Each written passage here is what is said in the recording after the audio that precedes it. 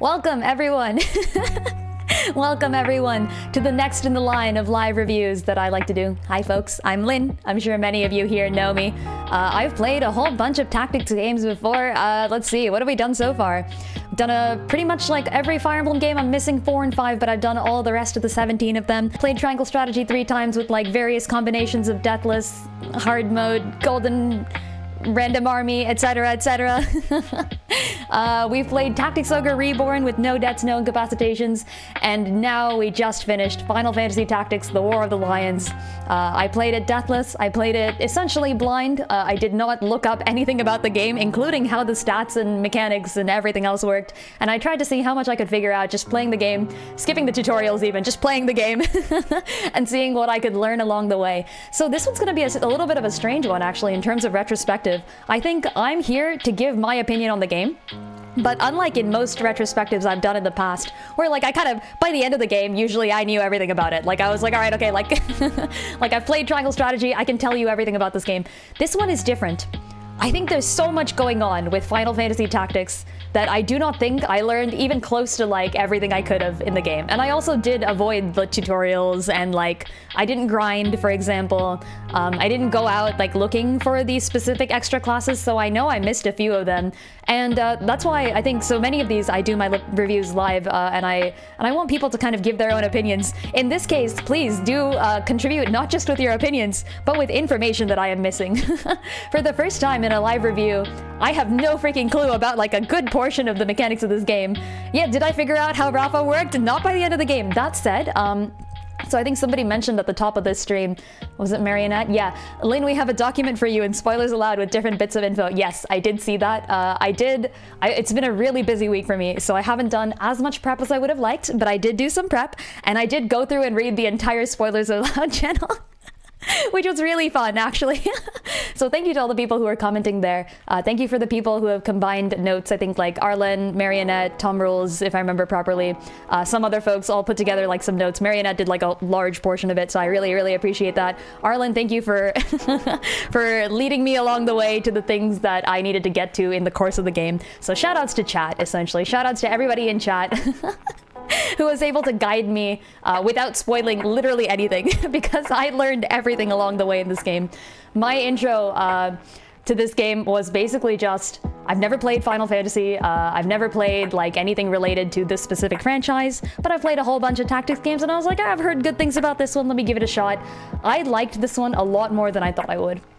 I think Tactics Ogre Reborn, when I gave that a playthrough, I was like, okay, people told me this would be good if you like Fire Emblem, but I disagree. And you can see this in my TOR review, where I was just like, I mean, I'm gonna apologize in advance to all the TOR folks, because this game reminds me a lot of TOR, so I'm gonna be comparing them pretty often. And like, in most ways, I think this game is better than TOR, despite TOR being like a 2024 remake or something of an older game, to be fair, but still, the remake is much more recent, and I think they didn't fix the things that I thought were wrong with the original game, and they fixed them here. So like, I don't know why they didn't learn from their mistakes. Is there a Ramza from Ivalice in the gacha? Yes, there is. But not with that many A's. Long form Ramza is not allowed. Yeah, I think that was one of the suggestions, wasn't it? We're not getting there, are we? We're never getting the Ramza. One day we will, but not this day. So yeah, I'm gonna go through it. I've got a few things in mind for what I want to review, and I do have quite a bit of critiquing, and also like just freaking, I want to fangirl about this game a little bit. It's really good. I really enjoyed it, and let's do that. Let's get started. So yeah, in all, good game. I'm genuinely surprised. I don't know how they made a game this good. There were a lot of mechanics I want to talk about that are good too. But let's not start there. Let's start with the thing we all know and love. The hecking characters. So the way I viewed the story of this game was less in terms of like the plot progressing over time, and more in terms of us getting to know more information about various characters and people throughout the world, which was really cool, actually. I really liked that. And I found this awesome character tier list here. Wait, hold on, let me pull this up. All right. And here's our list of characters. Okay, wonderful. How many tiers? So obviously we need to have our top tier, right? Like, I think there are certain characters in this game that were really, really well done. I'm gonna just, you know, like special special tier for the people I love and would not play the game without. I mean, okay, I would probably play the game without them, to be honest, but still, it was good. And then A for like awesome, B for like basic, C for like I don't know, terrible, and D for like I don't even know who you are. Because I think there were definitely enough NPCs in this game that I, as a person who's only played one round of this game, I don't think I figured out everyone's names. I'm gonna go through this list and I'm gonna be like, who are you? Okay. Oh, they've put them in freaking alphabetical order. We're not gonna go in alphabetical order. I'm just gonna call people out as I see them. I think that's more fun. So, starting from Ramza Beowulf. Where is he? Where the heck is he at? Where's our Ramza? He's gotta be in here somewhere. Presumably in alphabetical order. Rafa, Ramza, there we go. Okay, I didn't mean to put them there. No, this was a mistake. Hold on. There. I genuinely do think Ramza's a really good character. I'm deciding between special and awesome for Ramza. I think he was a great main character, especially because of the way the game begins. It starts you off by saying, there was a hero named Delita, and he made everything good, and he was the best guy, and everybody loved him. You are not playing as Delita, you're playing as a different guy. His name is Ramza. Be prepared for his story. I loved that. I thought that was so cool. So, genuinely great. I'm gonna give him like, oh, I don't know, like top of A tier. Top of A tier for now. Yeah, way too many characters to remember everyone. But Ramza, at least, was a very memorable main character. I think the way that modern games are going tend to dumb down their main characters almost a little bit. Like, kind of make them a little bit more cardboard cutout-y so you can put your own personality into the main character's shoes. Ramza does not do that. He's got his own thing going, and I appreciate him for it greatly. Can't rate Ramza without rating Alma Beowulf. She was cute. She doesn't really do too much other than act as a plot device for most of it, right? She doesn't get kidnapped when Tetra does, and then later gets kidnapped, and you get the whole "your princess is in another castle" scene like 15 times in a row. As a character, she's pretty good. I'll put her in like mid-tier. And Barbaneth is like the dad, right? He doesn't do anything, right? Can I make a tier for like irrelevant to the story? I had a row above. Irrelevant.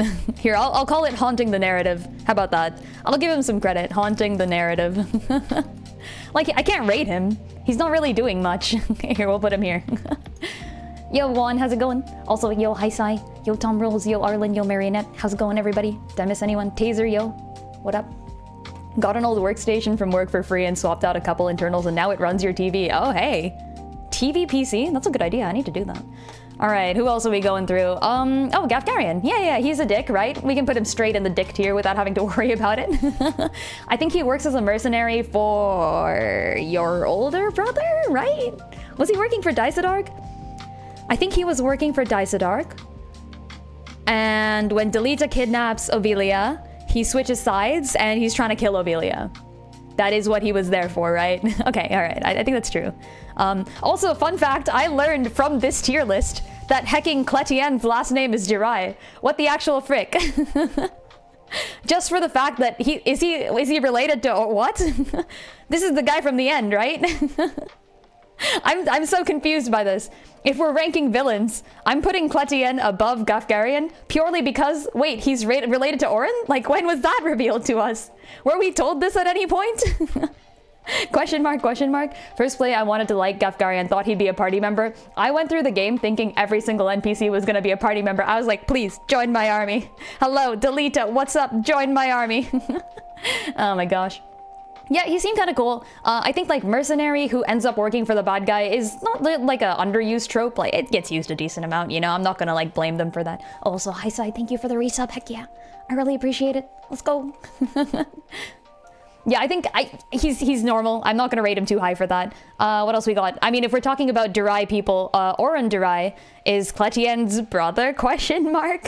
Are they related to each other? But I really liked him. He's the ancestor of the historian from the beginning, right? Is Arazlam in this list? No, he's not. Okay. So Oren is the guy who wrote the original Durai papers telling the real story of what happened, and then in the future, we are told this story from the perspective of Oren. Also, he doesn't get a happy ending because he gets burned at the stake. Right, okay, all right. You know what? He's a little bit behind Ramza because he doesn't show up much, but when he does, he's really cool. I liked his unique class and the spells, so I'll give him a point there.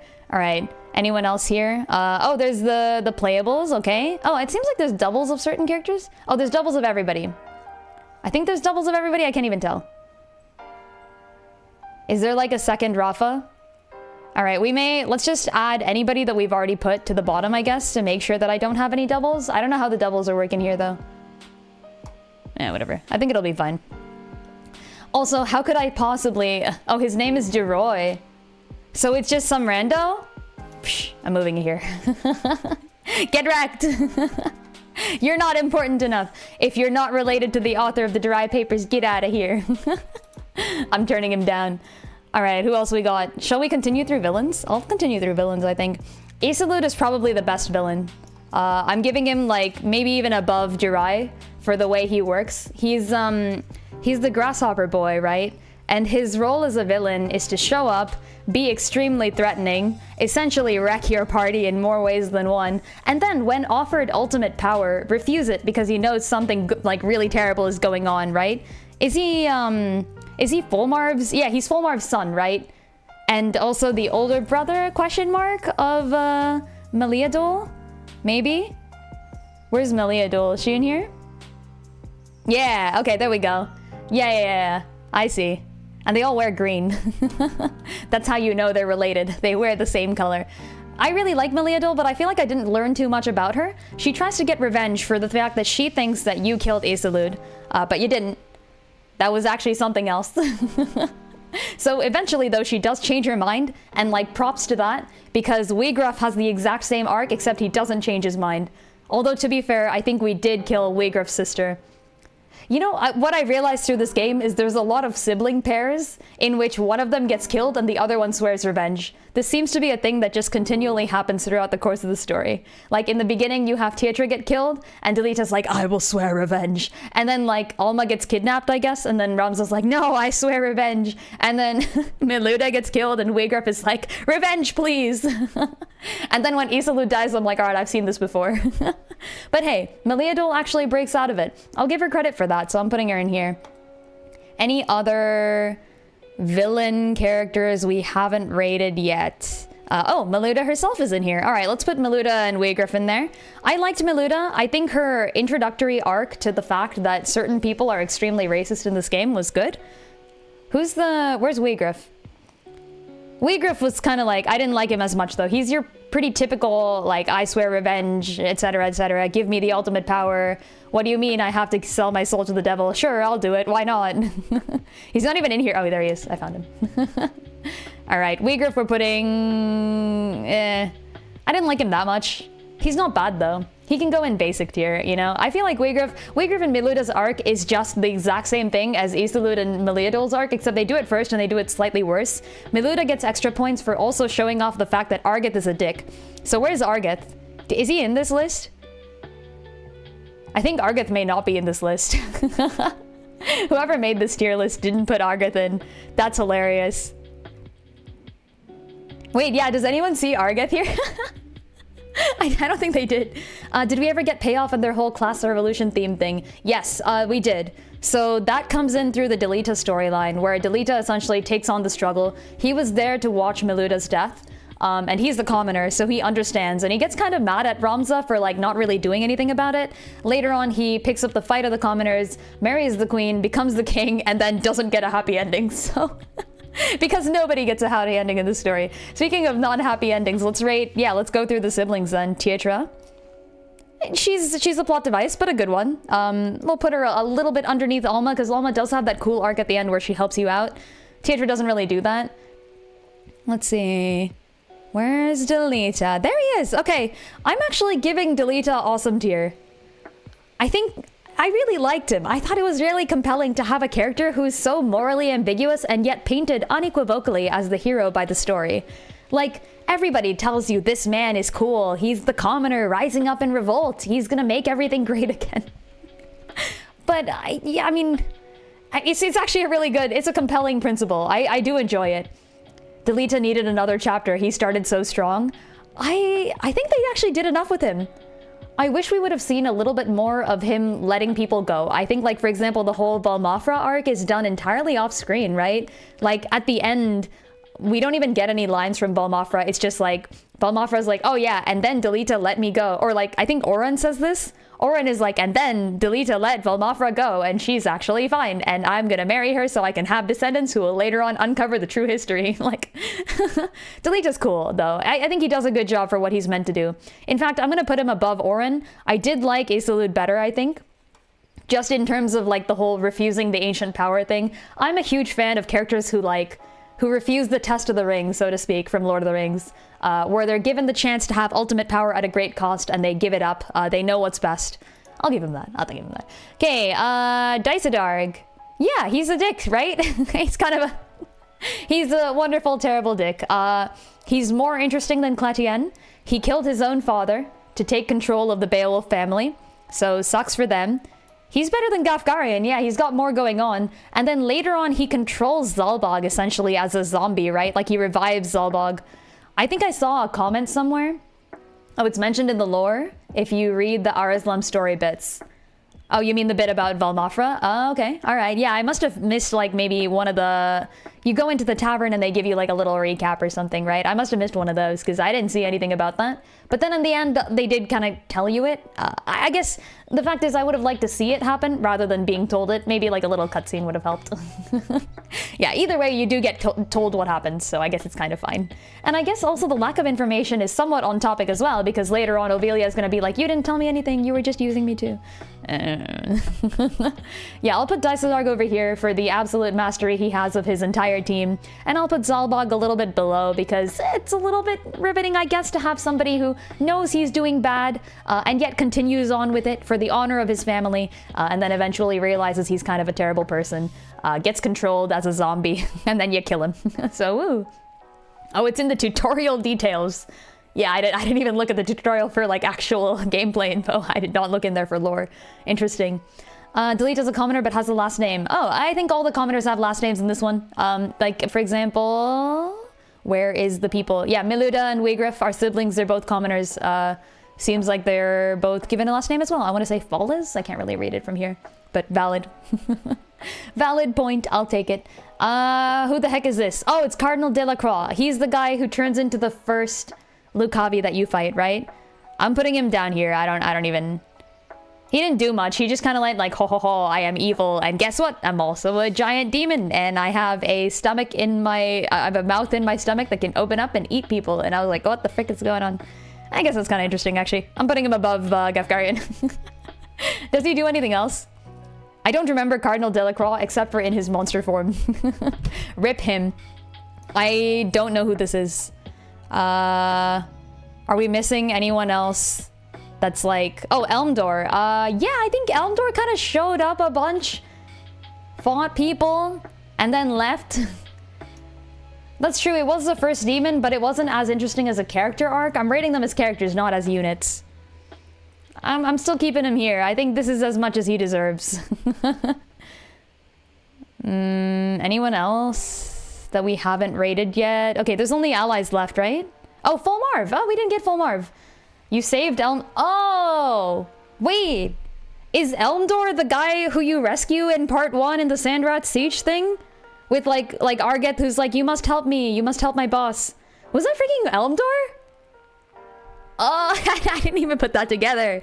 What the hell? God damn. Okay, never mind. We could have just killed him there. We could have saved us so much trouble. Guys, I have a plan. we give Ramza the time traveling device. We give him, like, I don't know, any of the, like the time crystal from Effie Engage, and then bam. It's gonna be so easy to knock off everybody before they knew anything was going on. Alright, what else is up? Duke Larg and Goltana, I don't really remember doing much, to be honest. They exist. Like, I know who they are, they just don't do anything. Except for, like, raise the taxes, and then, oh no, I've been assassinated, so That's enough for them. What else? Cletien, Elmdor, Fulmarv. Did I rake Fulmarv yet? No, I didn't. Fulmarv is a villain. He doesn't really do anything too interesting in terms of being... Is he the guy... He's the final guy, right? Like, you fight him at the end, he goes full Lucavi, He's the father of both Isolde and Meliadul, which is kind of cool, but he's basic. He's basic and worse than Teodra. He's slightly better than Wiegrif because at least he has more going on for him than just, I must avenge my people. But I'm being kind of mean to Wiegrif, actually. He was probably a kind of cool character. I just don't like his current arc. Like, it's just too normal. I liked how much yeah, what's going on with his freaking stomach? I disliked that greatly. I'm ranking him lower because of his stomach. Where the frick is Delacroix? Frick him. No, I'll put him back up. All right, it's only allies left, right? Did I rank all the villains? I think so. No, actually I didn't. Who is this? Who the frick is Gustav Margraf? I don't know. I don't even know who you are. You've ruined my life. I don't even know who you are. There's just villains left. Or sorry, no, there's just allies left, I think.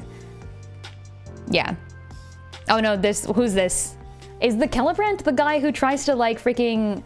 There's a map where you get the high ground and like the people are coming across the plains and they want to take you to the police. I think that's this guy. I don't even know who he is. Whatever. He can go over here in the I don't even know who you are tier. I think that's everyone. Okay, cool. On to the allies, of which there are many. Many of which I believe are indeed special. Let's move up to the special tier because guess who's going in there first? Hecking Cloud Strife. I will be the first to admit that I don't know anything about Cloud Strife. I have not played any other Final Fantasy games. My only experience with Cloud Strife is Super Smash Bros. Brawl. Wait, no, not Brawl. Super Smash Bros. Ultimate. And also this one video my friend sent me where Cloud gets a hand massage. It's from the remake. Don't ask me any questions. Just look it up yourself. But hey, great character. I really like the little bit of hints I was about to see in this game. I was talking to my friend Cadence. Cloud famous top tier of Smash Brothers Brawl. Okay, I know it's not Brawl, don't worry. I know it's Ultimate, don't worry, I know that, I promise.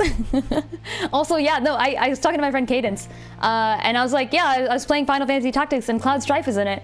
And she's like, who's Cloud? And then she's like, oh wait, I remember Cloud. I've seen this video on YouTube and it's called Cloud Gets a Hand Massage. And I was like, wait, what? Yeah, it was a good time. It's from Smash 4. Yes, this is true. Cloud was introduced in Smash 4. They added Sephiroth in Ultimate. I played Ultimate a lot more. I only played Smash 4 on the 3DS a few times and I never had the Wii U version, so I wasn't too familiar with Cloud there. Either way, I wasn't able to use either of them because I have a specific rule in Smash Brothers where I can only play characters whose games I have played, and I had not played a Cloud Strife game up until now. Does this count as a Cloud Strife game? I used Cloud the whole way through. This is why he's going in special tier. Cloud is my special guy because he gets recruited at level 1 when your entire army is level 40, and I used him.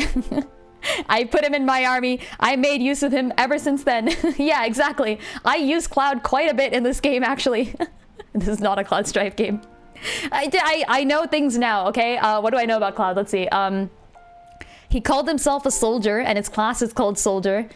He said something, I mean, I knew this before, but he was like, Sephiroth. And I'm like, okay, Sephiroth probably did something bad. I don't know what. There was this girl who looked like Aerith, who was like selling flowers, and he was like, I need to protect her. So I don't know anything else about Aerith, but she exists. Cloud gets special tier for allowing me to now play Cloud Strife. You have now unlocked Cloud Strife in Super Smash Bros. Both 4 and Ultimate. Let's go. All right, yeah, I'm keeping Cloud here. It was actually really fun. I'll talk about him more when we get to units and like tier lists. That's it, that's Cloud's entire backstory. I'm sure there's more. I am 100% sure there's more. At the end of the stream, if we have time, I'll go and read the entire Spoilers Aloud chat and react to it live, because I did read through all of it. It was really fun. I enjoyed reading through all Spoilers Aloud. And I think someone mentioned in there that Cloud Strife in this game can use the feminine accessories because he canon cross-dresses or something. And I was like, heck yeah, bring it on. First Link, now Cloud. How many heroes can we get to cross-dress? Oh man, okay, good times. Anyways, next ally. Ovelia. Is she an ally? Yeah, I think she's an ally. All right, Ovelia is actually an interesting character to me. I really like the struggle that she goes through. I think she was essentially Kachua from Tactics Ogre, but done way better. I really didn't like Kachua by the end. I was talking about this in my TOR review. I freaking disliked Kachua quite a bit. I disliked Vice from that game quite a bit as well. I think Delita and Ovelia are like a significantly better version of both Vice and Kashua, and I know all the TOR fans are gonna cancel me immediately, but I'm sorry, it has to be said. She is an ally for 2 missions. Yeah, I'll give you that. That's a good point. She's a guest unit for a little bit. But I mean, hey, Argeth is a guest unit for a little bit, and you don't see me you don't see me fangirling for him. Yeah, no, I think Ovelia definitely deserves her point up here. As a compelling character with her own arc, I like that. I think it's good. No, that's an accurate assessment? Oh, perfect. Okay. TOR fans can't get me because I'm being objectively correct. Delita and Ovelia were done dirty by the story. We'll talk about that ending. We'll talk about that ending. I want to have it pointed out, though, before we get into the ending proper. I went back and watched some of my older streams for this, too. And in the stream in which the knife is given, so Agrias gives a knife to Ovelia. In that stream, right after the knife is given, I was like, this is going to be fine. As long as these two don't pull any sort of Romeo and Juliet nonsense, they'll be okay. And I could not have predicted that I was not joking and that would actually be what happens. I mean, sort of. It's kind of a more twisted version. We'll get there. We'll get there. I'm getting distracted. No. We're ranking the characters and not the story. Just the characters. The character Ovelia is good. I like the fact that she's a conflicted princess. I like that you find out halfway through that she's not the real princess and that she's like, okay, but I can still use my position to do some good for the world. She wants to believe that Delita means well. Obviously, she can't for sure. Laughing so hard at the Romeo and Juliet. I called it as a joke, but I called it. She wants to do her best for the world. She's not quite sure how to do it, and all her life she's been used by people and wants to be she wants to overcome that. I genuinely enjoy that. Lin's special power is joking the ending of games hilariously early. This is true, actually. I've done this multiple times. Hashtag ghost trick, actually. I won't say what I spoiled, but I did call it early. All right, anyways, yeah. Good character. I really enjoyed it. Next. Guess who's going freaking at the top of the special tier? That's right. Hold on, I'm zooming in for this. Wait, shit. Look at her! If anyone thought Agrias would not be in my special tier, you have another thing coming. I loved Agrias so much. Her character is really interesting. I've always been a fan of the Lady Knight trope. Like, that sort of character archetype is one of my favorites across all of fiction, and I think Agrias did a really good job at being it. Agrias? Getting #1 on Lin's ranking? I'd never believe it. Well, you'd better, because I know it was sarcasm, don't worry. Yeah, I freaking loved her so much. I think her character is really cool. I think her unit tier, like being just a good unit, because I buffed her quite a bit. I know she's not the best, but like I made her useful. And she's good too, like don't get me wrong, she's a good unit. I know that like Count Orlando is better. I used her anyways because I like her and it was good. Yay! All right, yeah, good character, I like her, I'm putting her at the top. What else? We have some other people. Oh,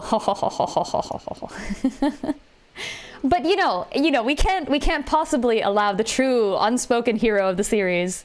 It's not Agrias, it's not Ramza, it's not Delita Heral, who gets spoken of way too much. No, we all know the real hero is Construct 8.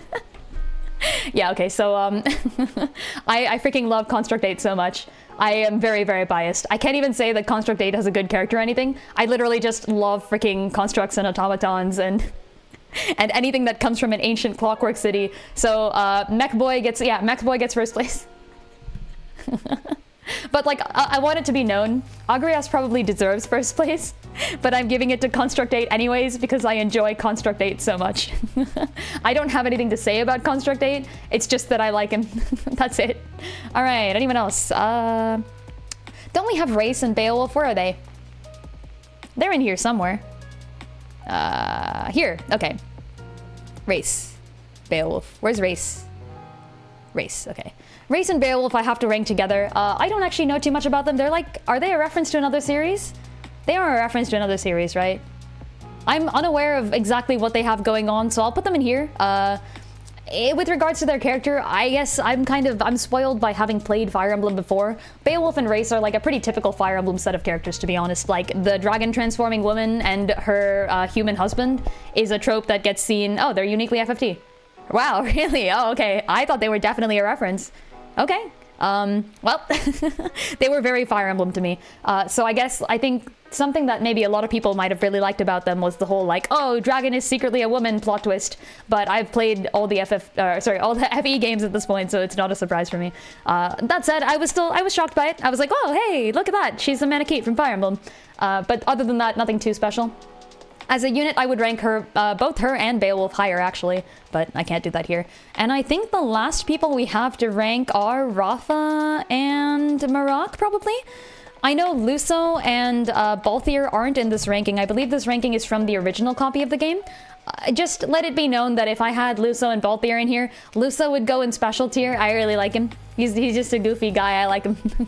I don't know anything more about him. I know he's a reference to FFT A2 or something like that. So I guess we'll see when we get there. Balthier I thought was pretty suave and cool. He would go in like either awesome or basic tier. But we'll see.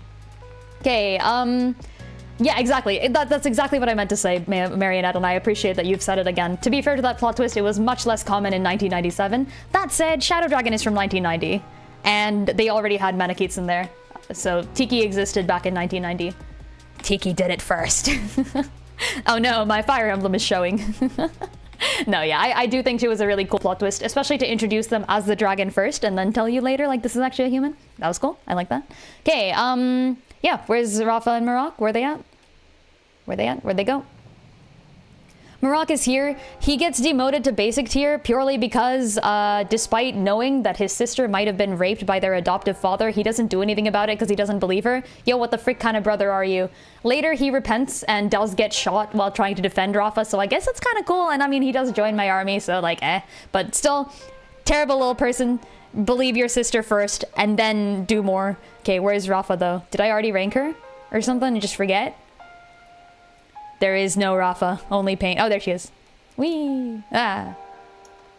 We lost the Rafa. Where'd she go? What? Oh, there she is. She went into hunting. She died, folks. She's dead. Alright, I'm putting Rafa in special tier, actually. I really did like Rafa's character. I will admit, a little bit of fondness in there, just for, like, mages. Specifically, like, I don't know, young girl mages. I like that. I think that's cool. As a young girl mage myself. Like, I was like, hey, let's go. Bring it on, Rafa. Do your magic. So, yeah, I'll give her that. Hey, Cordelia. Oh, you got Cordelia from Norzelia. Yeah, this is true, actually.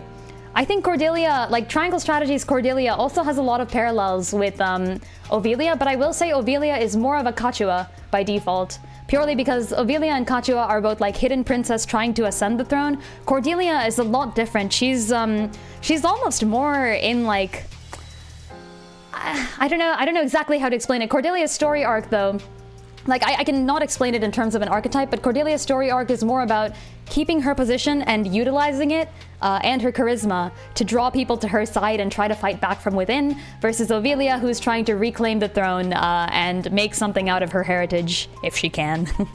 So I agree, they do look and have the same vibe to them, but different story arcs for sure. I think Ovelia and Kachua have more in similar, and Delita and Vice, therefore, have more in common. Alright, I think we've ranked everyone. Haven't we? Yeah, there you go. There's a tier list.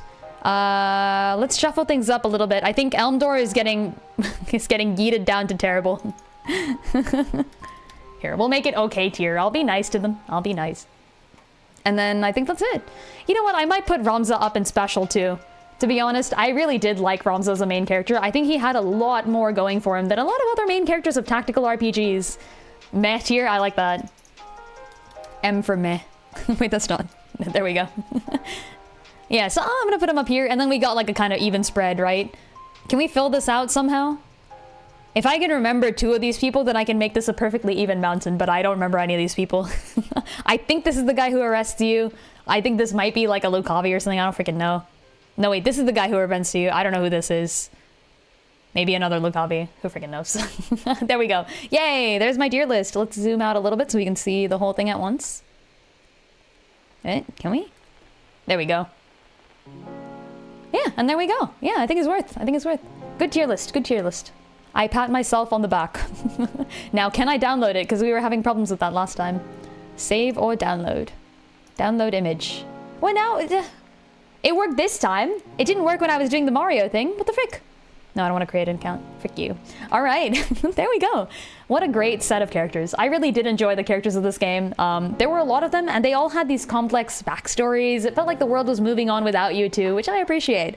In a game like this, where you're seeing the point of view of history of the character that isn't written about in the future, it's cool to know that things are going on in the shadows, and to check in with Delita every now and then and see what he's up to and what effect he's having on the rest of the world, and how that affects Ramza in turn, who keeps getting pulled into things he really doesn't want to be a part of just because of the fact that, well, at first he's trying his best to help, and after that hecking Alma gets kidnapped.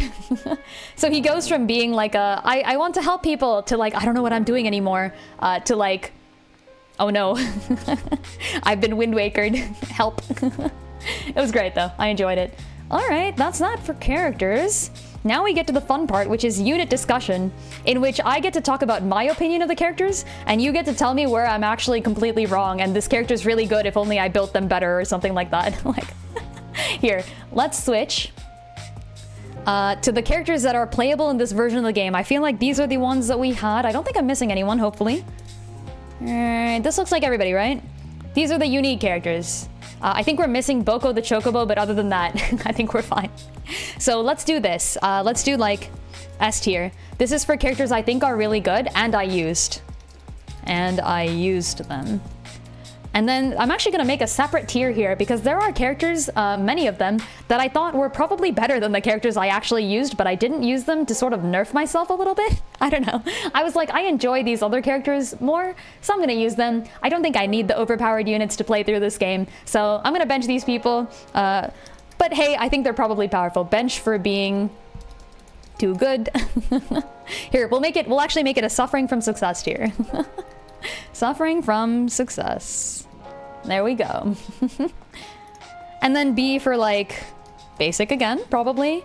C for can't see why you'd use them. And then D for I don't know. Do we even need a D tier? I don't really think there's anyone who deserves a D tier here. I'll delete it for now. We'll add it back if we need to. All right. Okay. So playable characters, S tier, and I use them. Agrias. Suffering from success, probably Balthier. A D for don't. I don't think there's anyone in don't category. I feel like all the playable units here were actually pretty good. You could make a use out of any of them. I don't think anyone was terrible.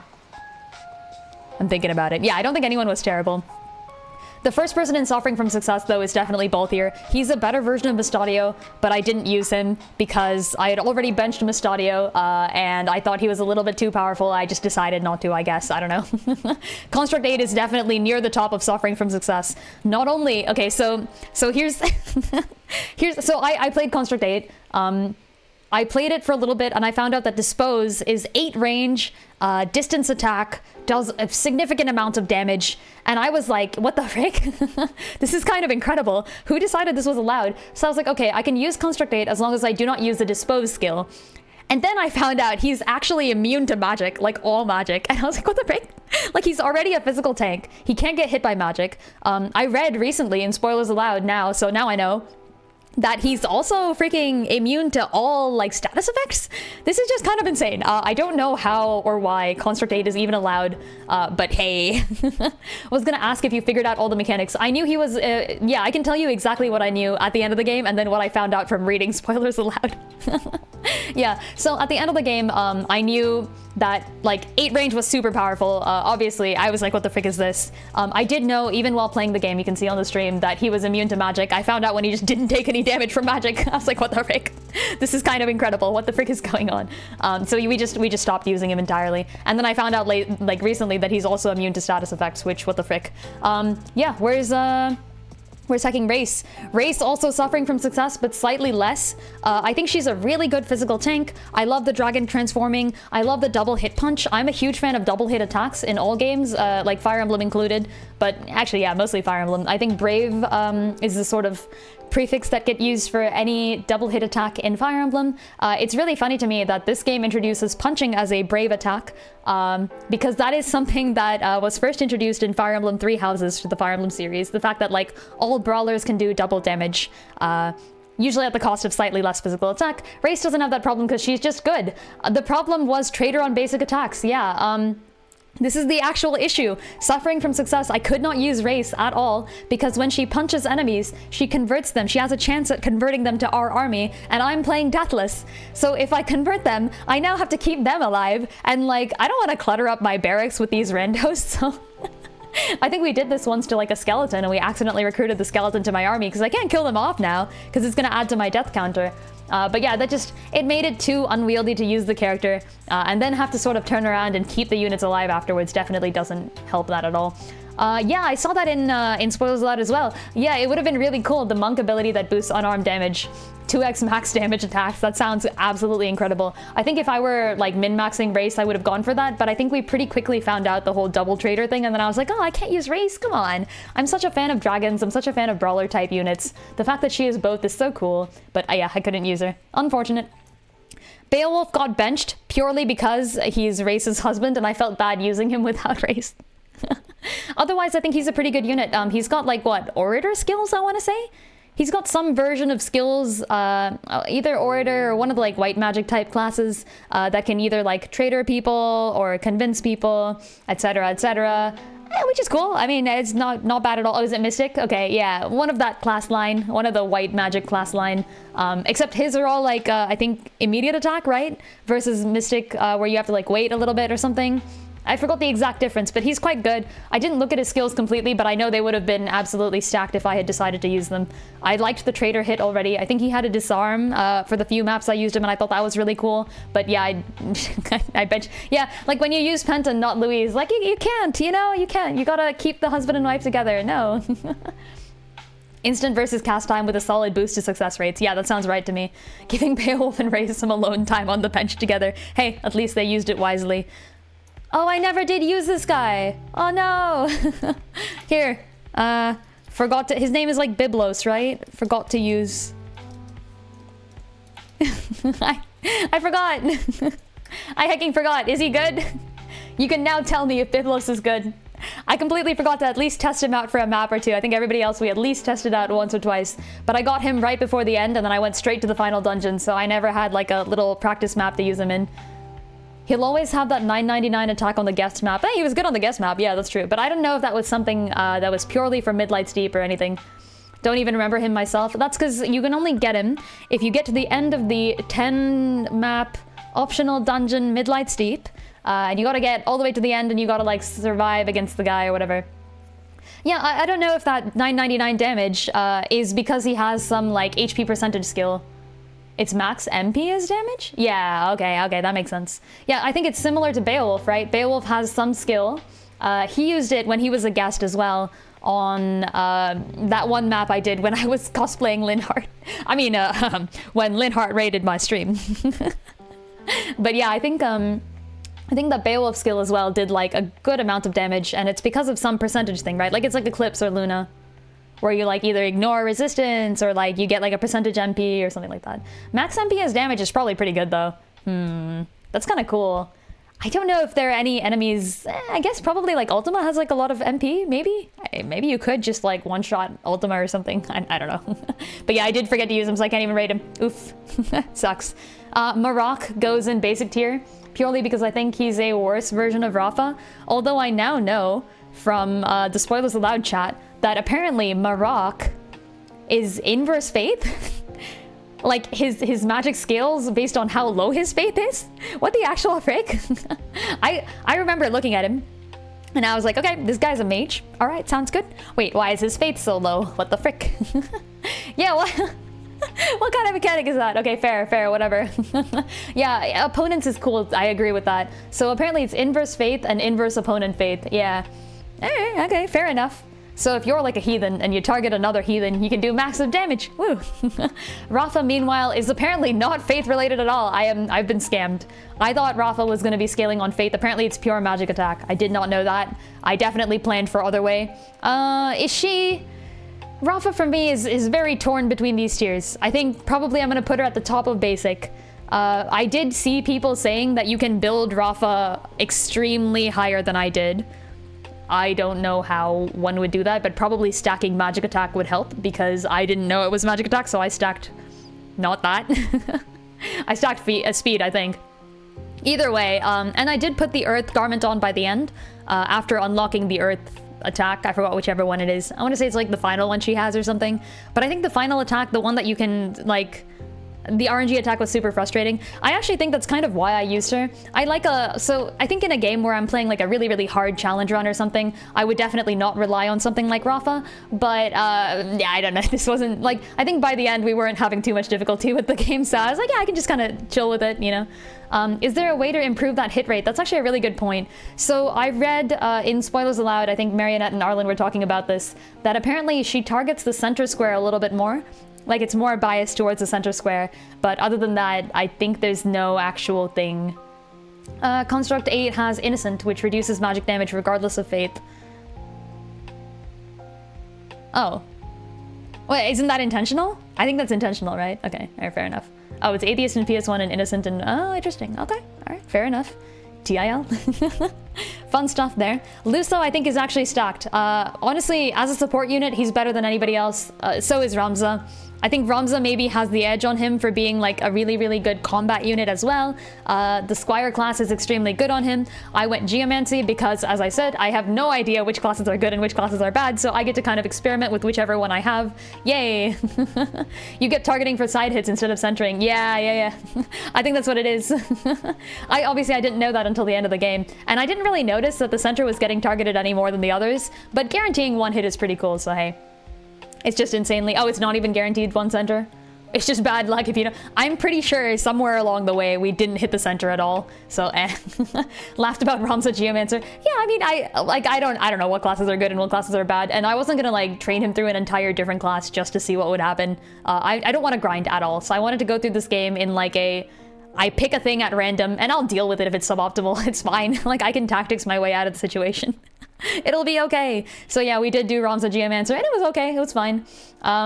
You not only rolled no center hits, but it was a one-hit roll. Yeah, that sounds like a thing that would happen. And every time she dealt multiple hits on a boss and ally... Well, true, but I must have also gotten lucky there. I thought it must have been something that scaled with bosses or something, but to be fair, I think I just got lucky on every boss. Like, we just completely obliterated them when we hit them with Rafa. Ramza makes the best Geomancer. Oh, there's skill scale on both magic and physical. And Ramza does get bonuses to both, that's true. He can also stack bonuses to both with his shout ability. I'm assuming that's what you meant, actually. But yeah, fair enough. I think that's really cool. And okay, not that Geomancer is like a great class, but it's not bad. You do get to apply some status debuffs. The other units have better status debuffs, but like, I mean, hey, you know, you're gonna be bringing Ramza to the map anyways, you might as well have something that he can do, okay? Like, if he can turn the enemy to stone, good. Let him do it.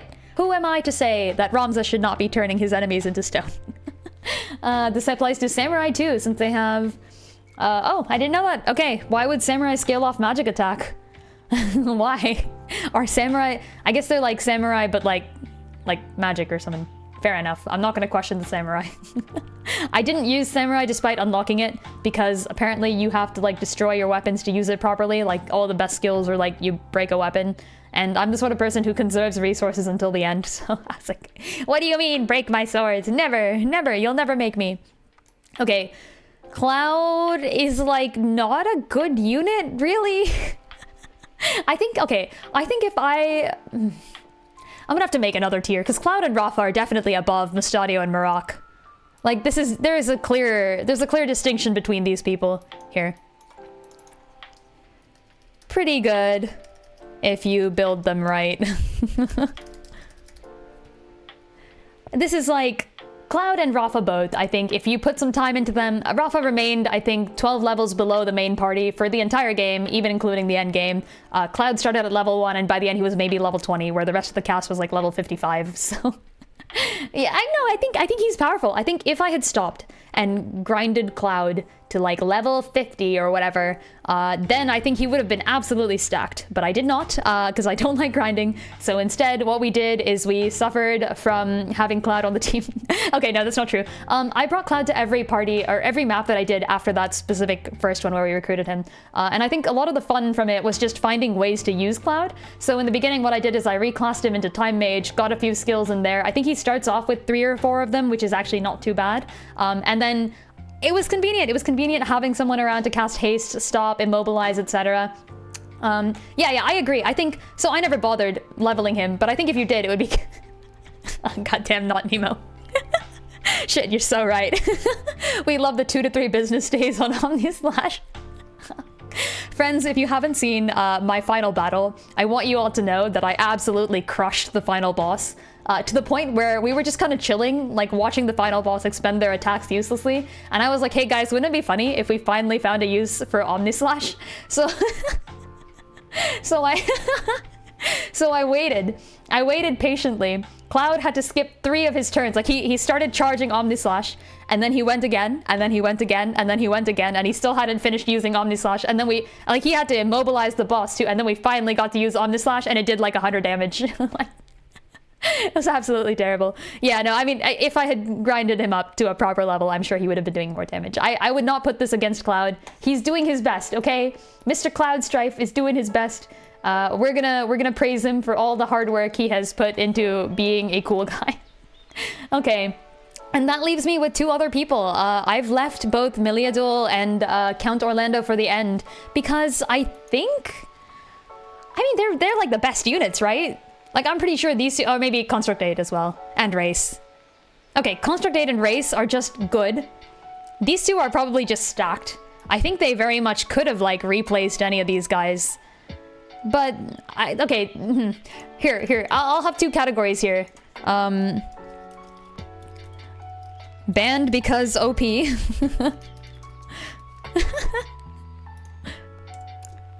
and then we'll do like a, add row above. We'll do like a banned because...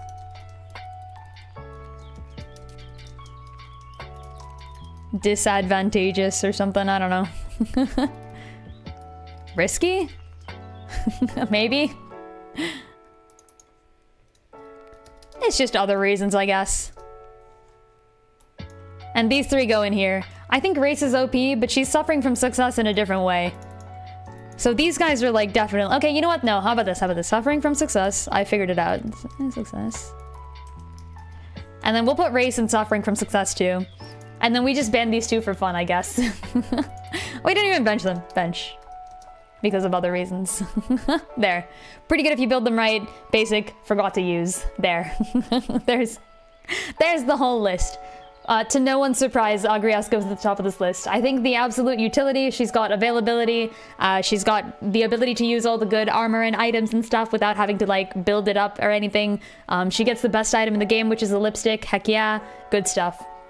Cloud would have been good, but by God, in order to make them work, you have to do stupid amounts of work. True. However, I can't penalize him for being a potential good unit, you know? It's fine.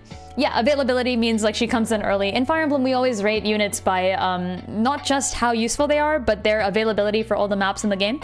In FE, sometimes you'll have a character and then lose that character later, so like characters who show up early can still not have good availability. Agrias has good availability, she's there the entire time, so that's good. That's good. Yeah, that's a character you want to have. Ramza and Luso are just good by default. I think Luso is an addition to this game, right? To have a second Ramza is extremely powerful, and they shouldn't have let me have control over that because I was definitely going to abuse it, and I did. Yay! Okay, download image. Cool. We got the tier list. Let's go. Let's hecking go. Okay, now what we got next? We got maps. So here's another fun thing in this game. Oh, actually, let me change the... Sometimes I forget that I've got to change the description here. Okay, maps. So here's the thing about the maps in this game. Also, let me put some video on. I cut myself off again. Here. Go down again. Here, and bam. No? Why? Why? All right, give it a moment. Here? Okay, let's do this and then just swap between these 2 panels real quick. And then hopefully, oh, I see. I minimized this on accident. That would do it. Okay, so we go here. Here, and there we go. Nice, okay. Yeah, the thing about the maps in this game is I think I didn't really... So I struggled on a few of them. And by struggling, I mean I maybe tried them like 2 or 3 times. I don't know. What was like the hardest map in this game for me? Probably like the Weegruff map. Maybe? No, it was the one with Elmdor. It was the one with Rafa and the RNG with Elmdor. I think we did that one like 5 or 6 times. And then also the one with like Kukulane, the first time you fight a Lucavi. That one was difficult. I think I did 3 times on that one. I did retry it twice. Yeah. I guess the thing for me is that as someone who's used to tactics games, I don't think I had the same issues that most people who aren't as used to tactics games would have had. Gafgarian and the gate? Yeah, because I couldn't... Oh, that's true. Thank you. Yeah. Riovanus Roof is the one with Rafa, thank you. The one with Gafgarian and the gate, because I didn't know about the freaking gate. Yeah, that fricked me up. That was a good one. What's the Assassins? Which one is that? Let's go through some of the old maps. And if you guys remember any map names that are like difficult that we can look at, that are sort of memorable for the game, I'm gonna look at them right now then. Here, so was there anything in the first set? I think we just do like Argeth and stuff. Nothing too bad there. Argeth Rescue was okay. Oh, the end of Arc 1. That one was hard. Wait, where's the end of Arc 1? Yeah. Trying to figure out where the gate thing was terrible. I hated it. Here, let's just put this on while I look for the end of Arc 1. Here. This map was the first one I thought was like really fun and interesting and hard. I think at this point, wait. And then I was told like Dorder is also supposed to be difficult, right? Execution Site is the one with the gate. Yeah, Gafgarian and the gate is the same thing as the Execution Site. That's definitely one. I'm gonna go through them in like time order. Hold on. I think this is the Teatra map, right? Yeah. Yeah, this one. Okay, this was fun. I enjoy the height difference. I love that we get Teatra killed off in like the top corner somewhere. I actually did waste some time going all the way up to Teatra and seeing if we could revive her with like a Phoenix down or something. Oh gosh. Oh, Riovanus Roof is the Assassin's map. Okay, got you. Yeah, I think there's like a few that I can think of, right? There's the gate map, because I couldn't freaking figure out the gates. I'm so mad. I'm so mad. Once I figured out that I could just open the gate, I was like, oh, this is so much easier than I thought. I've been conditioned to think of this as like freaking, I don't know. You guys know like Fire Emblem Fates, right? With like Ryoma. Ryoma will wait patiently for 25 turns. I'm like, hey, Gafgarian, can you wait patiently for 25 turns? Please? Yeah, I literally walked over with Jellian or something, and I threw a Phoenix down on Teatra to see if I could bring her back, and it didn't work.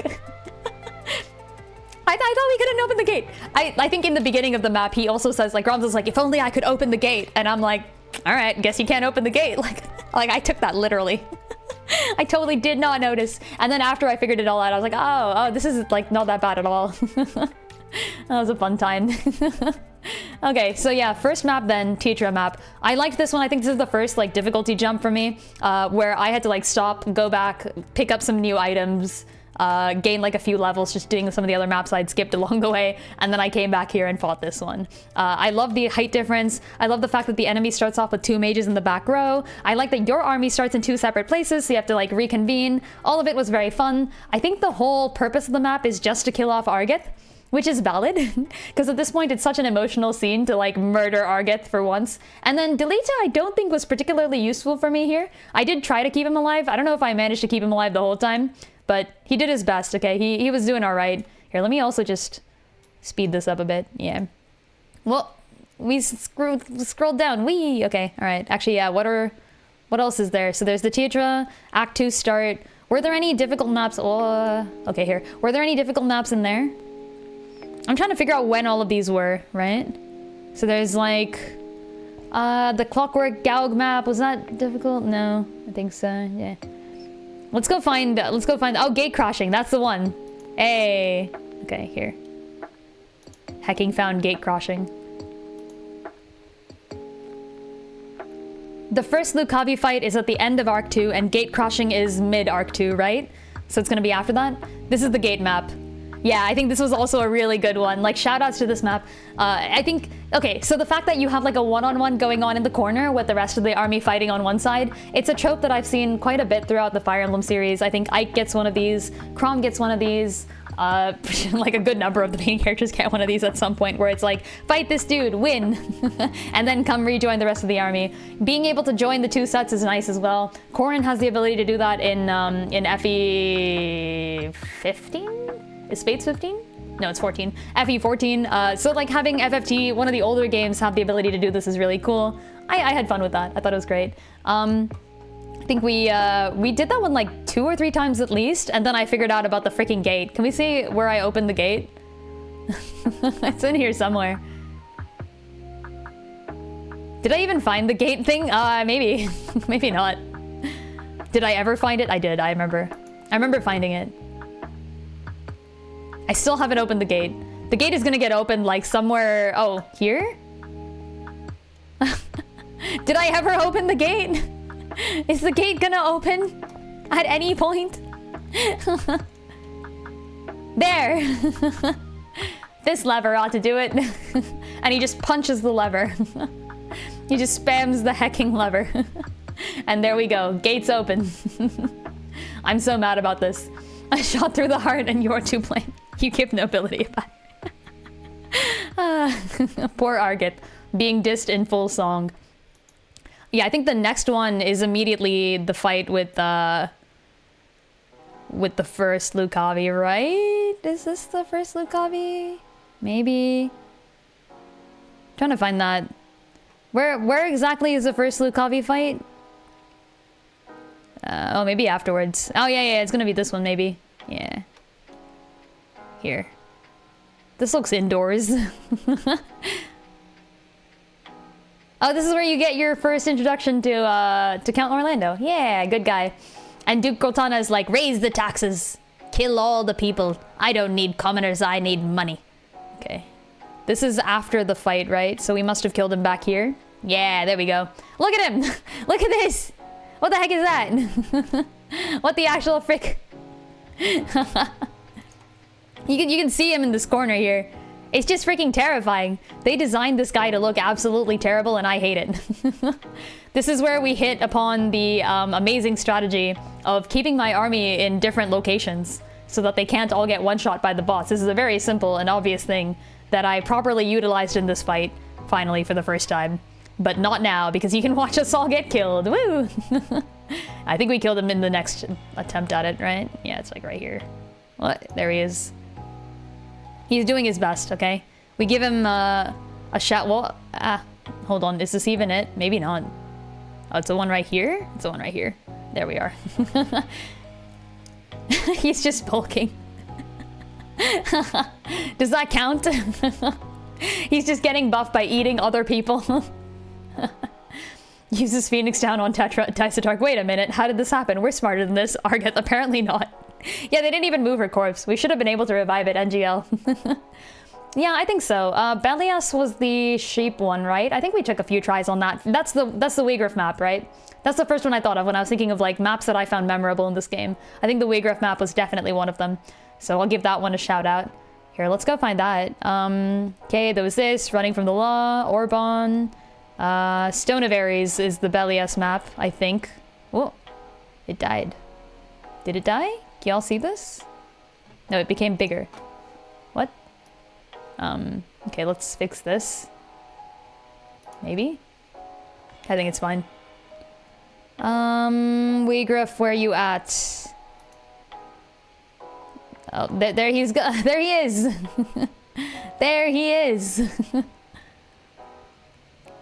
There he isn't. Wait, this isn't Wigriff.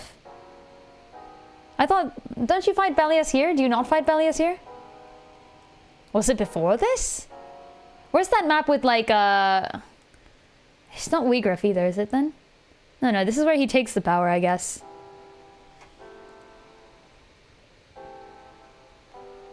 Yeah, okay, this is where he takes the thing. Then where do you fight him?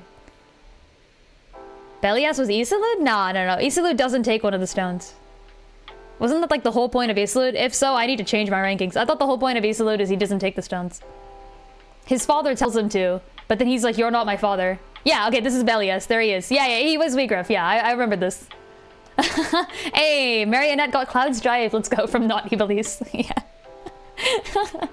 He's just chilling. What a good stream to summon Cloud Strife on. Also, yeah, where do you fight him? I guess you don't fight him here then. You must fight him later. Yeah, Isilud was in the cutscene, but ran away? Oh, I thought he like died. Isilud dies in the underground, I feel like. I think Alma gives him a stone, and he's like bleeding out. Riavans, you fight him in Riavans. Okay. Oh, Wigraf's transformation. I labeled this properly. Never mind. There we go. Yeah, look at this. There we go. Look at this fight. I hate this so much.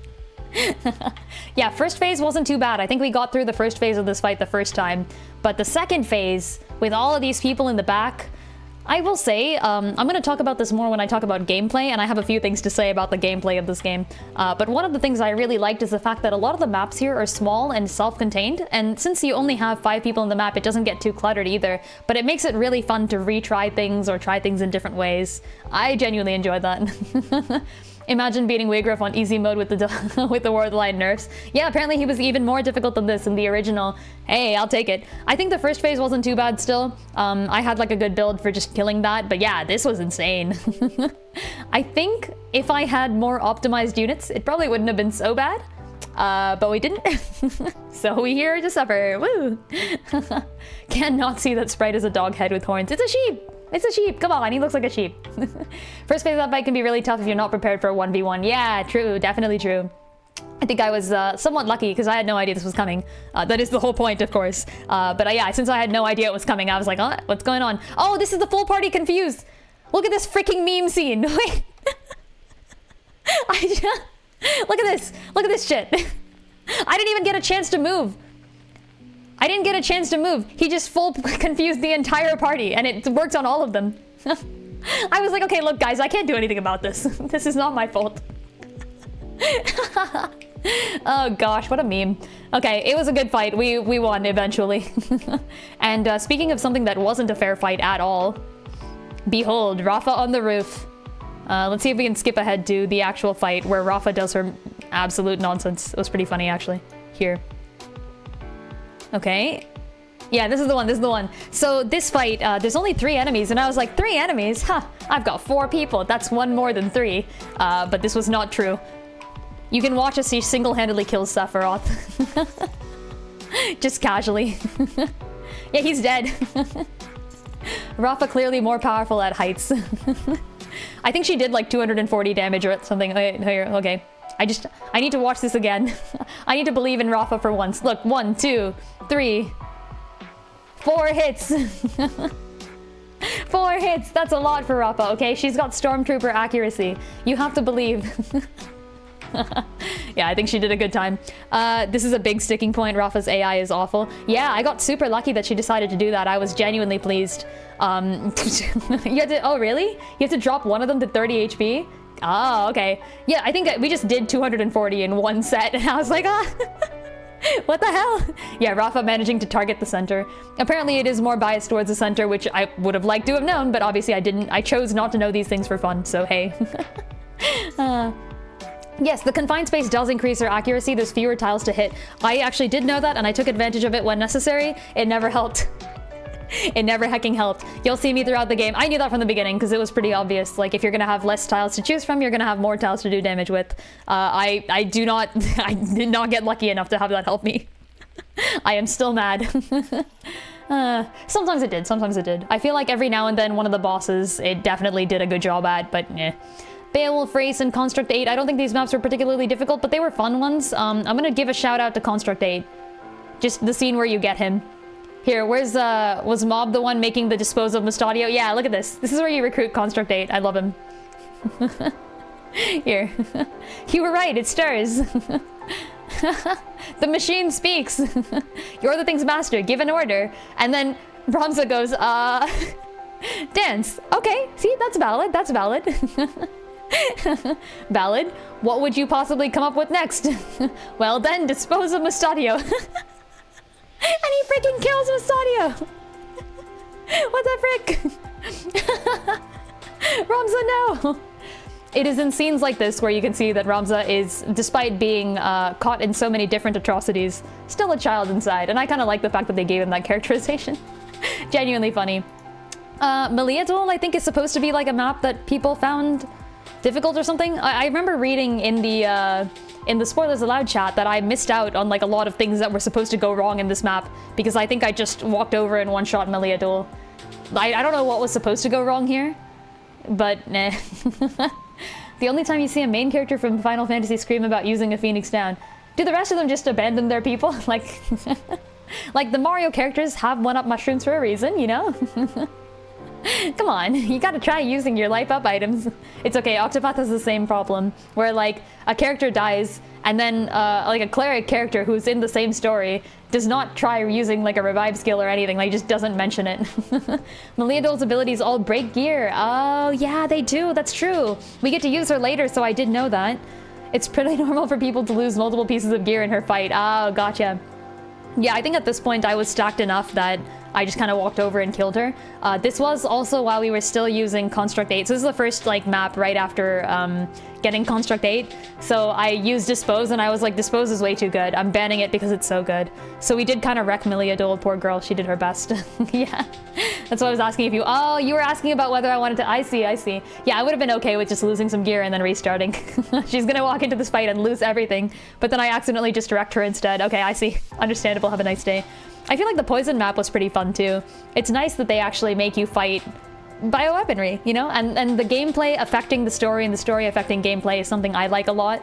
In this one, like so, the guy throws poison gas at you and all your units get poisoned. I think maybe Construct 8 was also poisoned? I feel like Construct 8 was poisoned here, so he's not immune to poison for some reason. Yeah, look at him, he's still poisoned. He's taking damage. I don't know. Yeah, that's true. There was a final map gauntlet with us, I want to say like Cletian or something, who has a similar class that destroys things. And yeah, I definitely... I think he actually managed to get a hit on Cloud, and he broke Cloud's Materia Blade, and Cloud cannot attack without the Materia Blade, so I went back.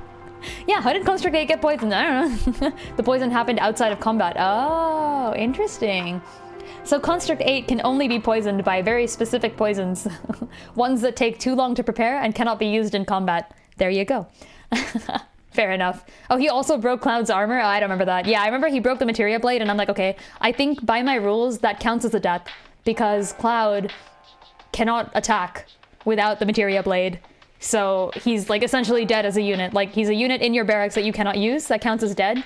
So I went back. He just didn't want to feel left out. Like every turn he walks around and he like looks at his friends and he's like, they're all losing health and he's like, oh, okay. Aw, Construct 8, I believe in you. Yeah, there were some other maps here. I think at this point I had started to kind of, by this point I had figured out the mechanics of the game. So like anything that would have maybe been a little bit more difficult wasn't as difficult anymore. And anything that would have been less difficult was like kind of too easy. So I just started like kind of chilling and doing things. This was a fun map though. I enjoyed this one. We were, I think, supposed to break the floodgates, right? You have to like get to the top in 2 different places. I want to say like over here? Where were the 2 floodgates? I don't know. Yeah, like at the top here and like at the top over there or something. And then once you hit the 2 little things, you can break open the floodgates and you can pull a Benedict triangle strategy and flood the town. Yeah, good times. I think Fire Emblem does this too, actually. In Path of Radiance, they flood like a town. This was in the Shiharam map, if anyone knows which one that is, but eh. Okay, what else? There was the Cloud Strife map. I don't think there was anything too special about that, other than the fact that, heck yeah, Cloud Strife, look at him go, yes! Okay, there was, oh yeah, there's the whole, like, you go all the way into this castle, and you make it all the way down to Elmdor, the discount Sephiroth, only to find out that your princess is in another castle and Alma isn't here. And I was like, what the frick? We've made it so far. But this is also the map where Meliadol joins you, so I have to give that plus points. I'll give that a special shout out. Oh, I did like this one a lot. The fact that they made a map in which, so this reminds me of Tactics Ogre Reborn even more. There's a scene in Tactics Ogre Reborn in the route that I played where Weiss, who is I guess like a rival character? He's a rival character that grew up with the main character Denim as sort of a brother in arms. Weiss gets revived as a zombie, and you fight Zombie Weiss. Although Zombie Weiss is more angry at you, Zombie Zalbag over here is just incredibly sad, I think. He seems to not want to be in the state anymore. He doesn't know how things got this far. He repents for the things he's done and he just wants you to free him. He's like, everything hurts and I can't feel anything and it's cold. And I was like, I'm sorry. I think someone in a Reddit comment somewhere or something commented that it was very fitting that Zalbag gets turned into an undead zombie being puppeted by his older brother, because that's what he was in life too. And I'm like, that's freaking cold. That's harsh, man. Zalbog didn't deserve this. So some people in the Reddit thread were saying that too, but I disagree. I think Zalbog hecking deserved this. You can't just stand by and accept orders, even if they're like, oh, like, make your noble house better. Especially if those orders are shoot this innocent girl in the chest. She's not a hostage that we care about. Let her die. We'll just keep going. So, like, yeah, not good. That was the thing, right? Zalbog is the one who was standing there and went like, Argets, shoot Teatra. We don't need her anymore. So, yeah, dislike. Dislike. I think he kind of did deserve it. I think it's what he was kind of going for this entire time. Sucks for him, though. Yeah, he's a really tragic character, but I think he kind of deserved what he got. It sucks for Robza, though. Sucks for Robza to see that all the people he enjoys are falling one by one. Okay, what else? Oh, Midlight's Deep. Okay, so now we're getting to the end of it. I'm gonna skip straight to the end of Midlight's Deep. I think the final two maps were the most fun in that one for sure. Where, here's the second final map. Was it Daisadarg? No, it was Zalbog, I'm pretty sure. It was, because I remember Zalbog being like, we're here on orders of my older brother, you know, like that sort of thing. It was Zalbog, he kind of deserved it. Yeah, back in the day. Yeah, alright, so there's, is this the final? No, this is actually the final map. Where's the semi-final map? Oh, this is only the end, okay. I'm gonna get to that semi-final map. That was a fun one. Is it in here? No, it's not. Oh, I didn't put it in this playlist. God damn it. Alright, okay, well, it'll be in the playlist soon enough. I'll get to the end then. Here. So this is the final map. It's like a sort of endless staircase that goes up, except it does end. At the top is, I don't know what, he's got like a fake stone or something? Like a fake zodiac stone. You're supposed to defeat all the enemies on the way up. I did notice immediately, thankfully, that this purple guy over here is a friend. He gets labeled as a guest unit. I think chat counted on me not figuring that out and killing him, but nope, I saw it. I hecking saw it. Get wrecked. So we have an ally on this journey, the trek up the hill. This one ended up not being too bad, actually, and I really had fun with the strategy that I used on this one. So the boss has a bunch of attacks that can essentially one-shot everybody in like a 3-tile range around whoever he targets. But the thing is, at this point, I had been speed stacking on all of my units for so long that I can essentially go fast enough to move out of the way with everyone except for the person that's being targeted. So all I had to do was wait until he casts a spell, see who the spell is cast on, and then make sure everybody else is exactly 3 spaces away from that person. And then the spell only kills one person and I bring them back to life on the next turn. So it wasn't too bad. Yeah, it was, I think by this point I had sort of, my view of all tactics games is that speed is like one of the most important stats you can have in any tactics game. You'll notice in like my random army Deathless run of Triangle Strategy, where I spent a bunch of time just, or not really even like a bunch of time, but like before each map, I would make sure all of my units have slightly more speed, even at the cost of other stats than the units on the map themselves. So, so here I am doing the same thing, and I think it worked pretty well. I had a lot of fun with it. And hey, we got a cool unit out of it, so let's go. We also got the Chaos Blade, which is just incredibly strong. I think we went in to the end game with the Chaos Blade for a little bit. Used that for a while, and then before like the final 2 levels, I just took off the Chaos Blade on Agrias because I'm like, we don't need this. Like, I can do this with the normal blade. We'll be fine. Let's go to the final boss because I enjoyed that fight. That was a good one. Here. Wait, no, hold on. She had like a really pretty winged form, right? Yeah, look at this. It's Ultima. The name of the magic spell we were using all along. I think it was a really interesting boss. I kind of wish she did, I don't know, maybe I just wrecked her allies too quickly. Maybe to make the fight a little bit harder, I would have like summoned more, I would have had her summon more allies, because action economy was definitely not on her side here. At this point I had so much speed that I was going like more times than her on everything. Which is to say that Omnislash was still extremely slow, but hey, everything else was fast, so woo, we got that going for us. Love that sprite. That was like the first thing I commented on. When she like turned into the sprite form, I was like, yo, that's a good design. I enjoy this. More Ogre Battle style. Ah, okay. I haven't played Ogre Battle. I'm assuming you mean like the older ones like March of the Black Queen, etc. I've only played Tactics Ogre Reborn, which is a remake of Let Us Cling Together, so I'm not sure about the older ones. It does kind of give me the vibes from that, but not as much from Tactics Ogre Reborn, I can agree. I think Tactics Ogre Reborn tend to have more like human type characters, I guess. I don't know. Yeah, March. Okay, gotcha. Yeah. I have to play that eventually. I've been told that since I enjoyed Unicorn Overlord, I might enjoy this one. I will admit the gameplay style of Unicorn Overlord wasn't exactly my preference. I would have preferred a more TRPG type of game. But hey, I liked some of the units that I saw in TOR, so hey. Yeah, one day I might play the PS1 remaster of March. I would have to be convinced, because I know it's not really tactics, it's like a slightly different style of gameplay, which I'm a little bit less into, I'll admit. If it's about the Lancelot the Good crew, then I might play it, because I like those guys. Those guys were the highlight of TOR. Okay, yeah, good fight here. There was like a final phase as well. I think we finally got Omni Slash to work. Hold on. Can I get that moment? This is Cloud charging Omni Slash. Okay, I think we're there. I think we're hecking there. I'm gonna skip forward until he gets to use Omni Slash. Wait, there it is. Okay, wait, hold on. All right, okay. Wait again. Just chill. Come on, do the Omni Slash. Yeah. That's it. But it was worth. What's hacking worth? I had a lot of fun just chilling with the boss. And then you get this wonderful ending cutscene here. You get this amazing little ending cutscene that totally ties up all the loose ends and gives everyone the happy ending they deserve. Right? I think now is a perfect time to transition to talking about story. Let's go. Omni Slash and Ultima were done so dirty. Yeah, the spell Ultima was not that great. Yeah, Omni Slash I can't really say anything good about either. I think it might have been good if I had actually trained Cloud up a little bit. He was like a good half the levels. Story. Okay, so the story of this game. Here's the thing. Wait, what? The reason she doesn't speak is because she cut out her own tongue? I did not know that about Valmafra. What the frick? Wait, was that a thing? What? Okay, anyways. The thing about the story in this game is that I think it might be controversial, but I have decided. I think I actually really liked it. I thought it was a good story, including the ending, okay? And here, let me convince you why. Wait, what? Why? Yeah, same.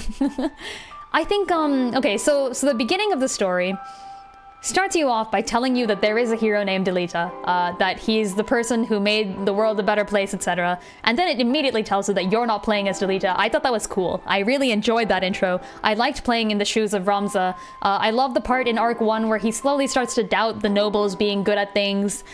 We really had that low happy ending quota, yeah. He starts to doubt that nobles are truly people with the best like thoughts in mind. You know, he's doubting his own family.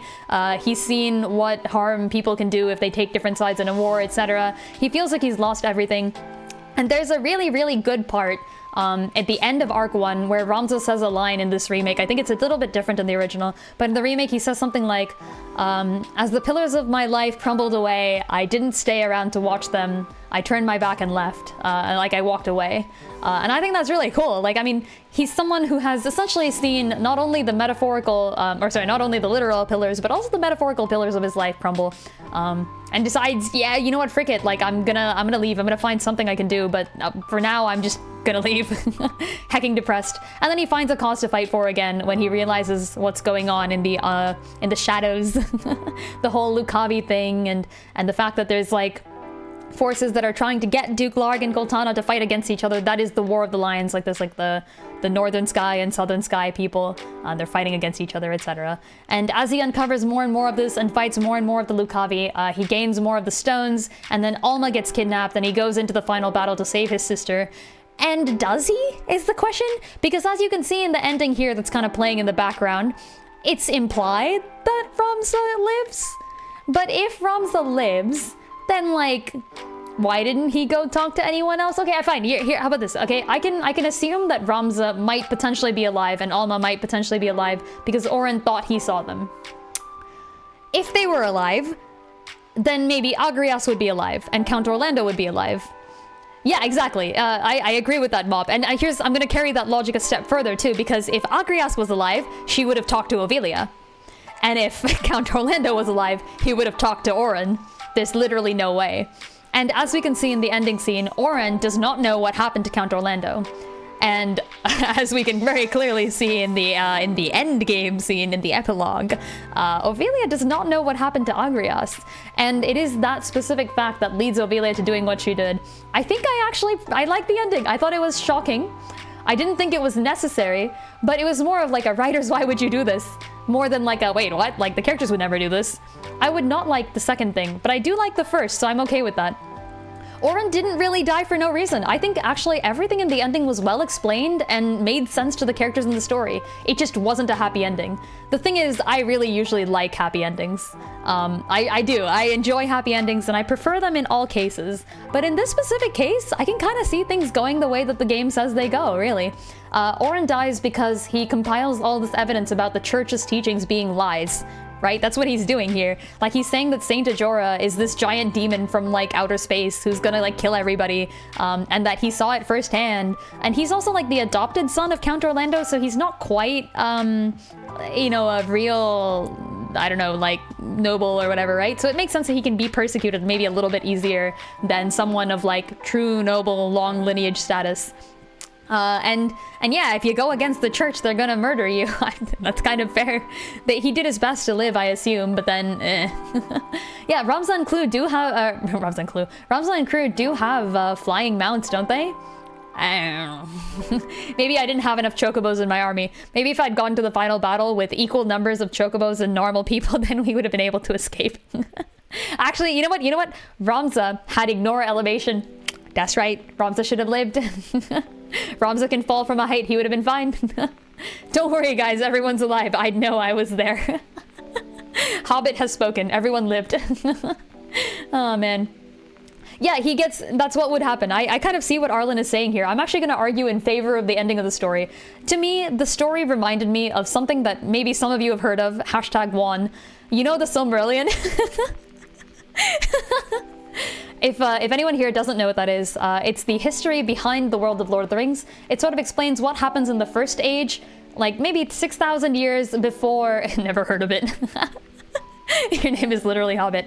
In the Silmarillion, they talk about the first age of the world, which is after the Zeroth Age. There is a Zeroth Age, but it's sort of like 3,000 years, 6,000 years before the events of like Lord of the Rings. And it talks about a bunch of characters and like a bunch of wars and stuff that happened back then. Pretty much all the main characters of the Silmarillion die by the end of the Silmarillion. One of them lives, her name is Galadriel, and she will show up in Lord of the Rings. And another one is implied to have been alive, and that's Maglor, who maybe sort of lives, maybe.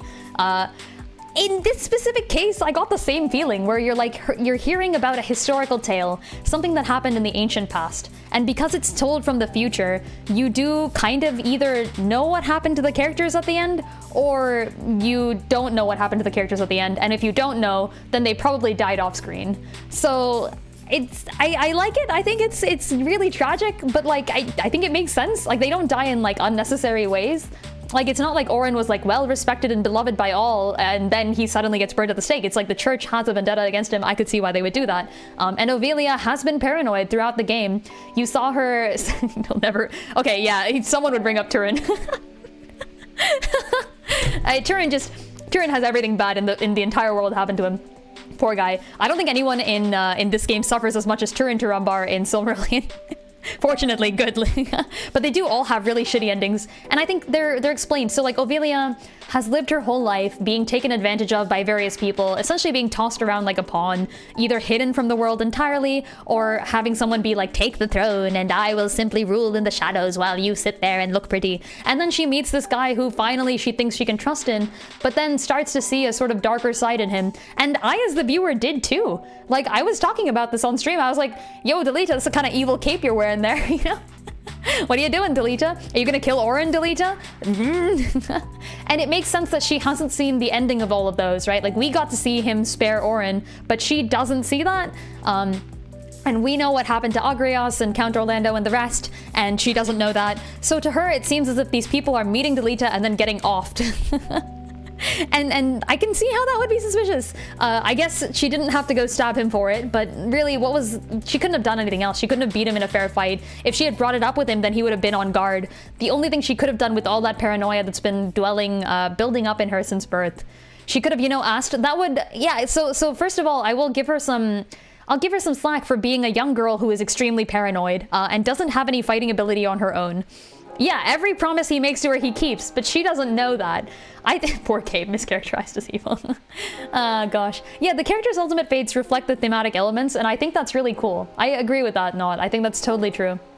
The Silmarillion has excuse by being a prequel. FFT is self-contained, but in universe it is advertised as being a prequel. You start with the story of told by Arazlam Durai, who is saying this is the history of the world that happened like 800 years ago or something. So yeah, exactly. Paranoid people, especially if you're the queen on the throne and you think your husband might be killing someone, A, you're not going to be thinking straight, and B, even if you are thinking straight, it's not tactically advisable to like essentially tell your enemy you're doubting them, right? This is what I bash Korra for doing in Legend of Korra. Like, Korra is like, you're secretly a waterbender, leader of the no-bender cult people. Like, don't do that. Don't confront them about the fact that they're evil. Go and like do something about it. If we knew that Delita was evil, then we would have been like, yo, Ovelia, you're justified. But because we know we have more information than she does, we're like, no, don't do that, right? But she doesn't know that. So I have to got to cut her some slack there. Yes, exactly. I think Joe Generic has hit it on the nail for me here. It's a good ending that makes sense, but it just makes me sad because it's tragic. I agree. If I could change one thing, I would have like, I don't know. I think it would have made sense for like Agrias and Ovelia. I don't know. Yeah, it fits the story, but I hate it. I kind of agree with that too. No, but I do like it though. I think it fits the story enough that I like it, despite not liking the darkness of it. Oh, hold on. We're getting the video's been cut off. Yeah. Here, we'll put on Final Battle Times in the background while we continue to talk about the story. Saw one streamer get so invested she couldn't stop crying after the ending. I guess my benefit is that I've seen worse. This isn't bad. Go check out the Ringmaker from the Silmarillion. Hey, I really like Celebrimbor. I'm really mad about Rings of Power. You know what? I'll freaking... Not on the stream. Eventually, at some point, stop me. I'll tell you a whole thing about the Silmarillion, what it's supposed to have been like, and how they fricked it up in Rings of Power. But not now. Yeah, I think the reason we feel sad about the ending of this game is the fact that it was a sad ending, but that doesn't mean it's a bad ending. It's just also tragic. Yeah, it didn't have to be tragic, but I think it kind of fits. You could see all the characters kind of approaching it. It felt Shakespearean. As I said in that old clip. Right after Agrias gave Ovelia the knife, I was like, as long as they don't pull a Romeo and Juliet, we'll be fine. And then they pulled a Romeo and Juliet. Except a little bit worse, because they actually did intend to kill each other. Sucks for them. I really like happy endings myself, though. So but I see it, though. But I hate it, but I see it. And I like it because it's good, but I also hate that it has to exist. All right, there you go. It's a good story though. I did enjoy the story. I enjoyed what we got to see of it. I love the two-part story, like seeing it from Delita's view and then Ramza's view, and going back and forth there. It's not a, wait, hold on. The hopefulness is like 10% or less, Arlen, come on. We know Delita goes on to be one of the greatest rulers, and Ramza and Alma live a quiet life, no longer burdened by their past. I actually don't think Ramza and Alma are alive. I think they freaking died. Because if they had lived, okay, look, if Ramza and Alma lived, that means, as I said, right, that means Agrias and Count Orlando lived. And there's no way Count Orlando doesn't go and talk to Oren afterwards, and there's no way Agrias doesn't go and talk to Ovelia after it.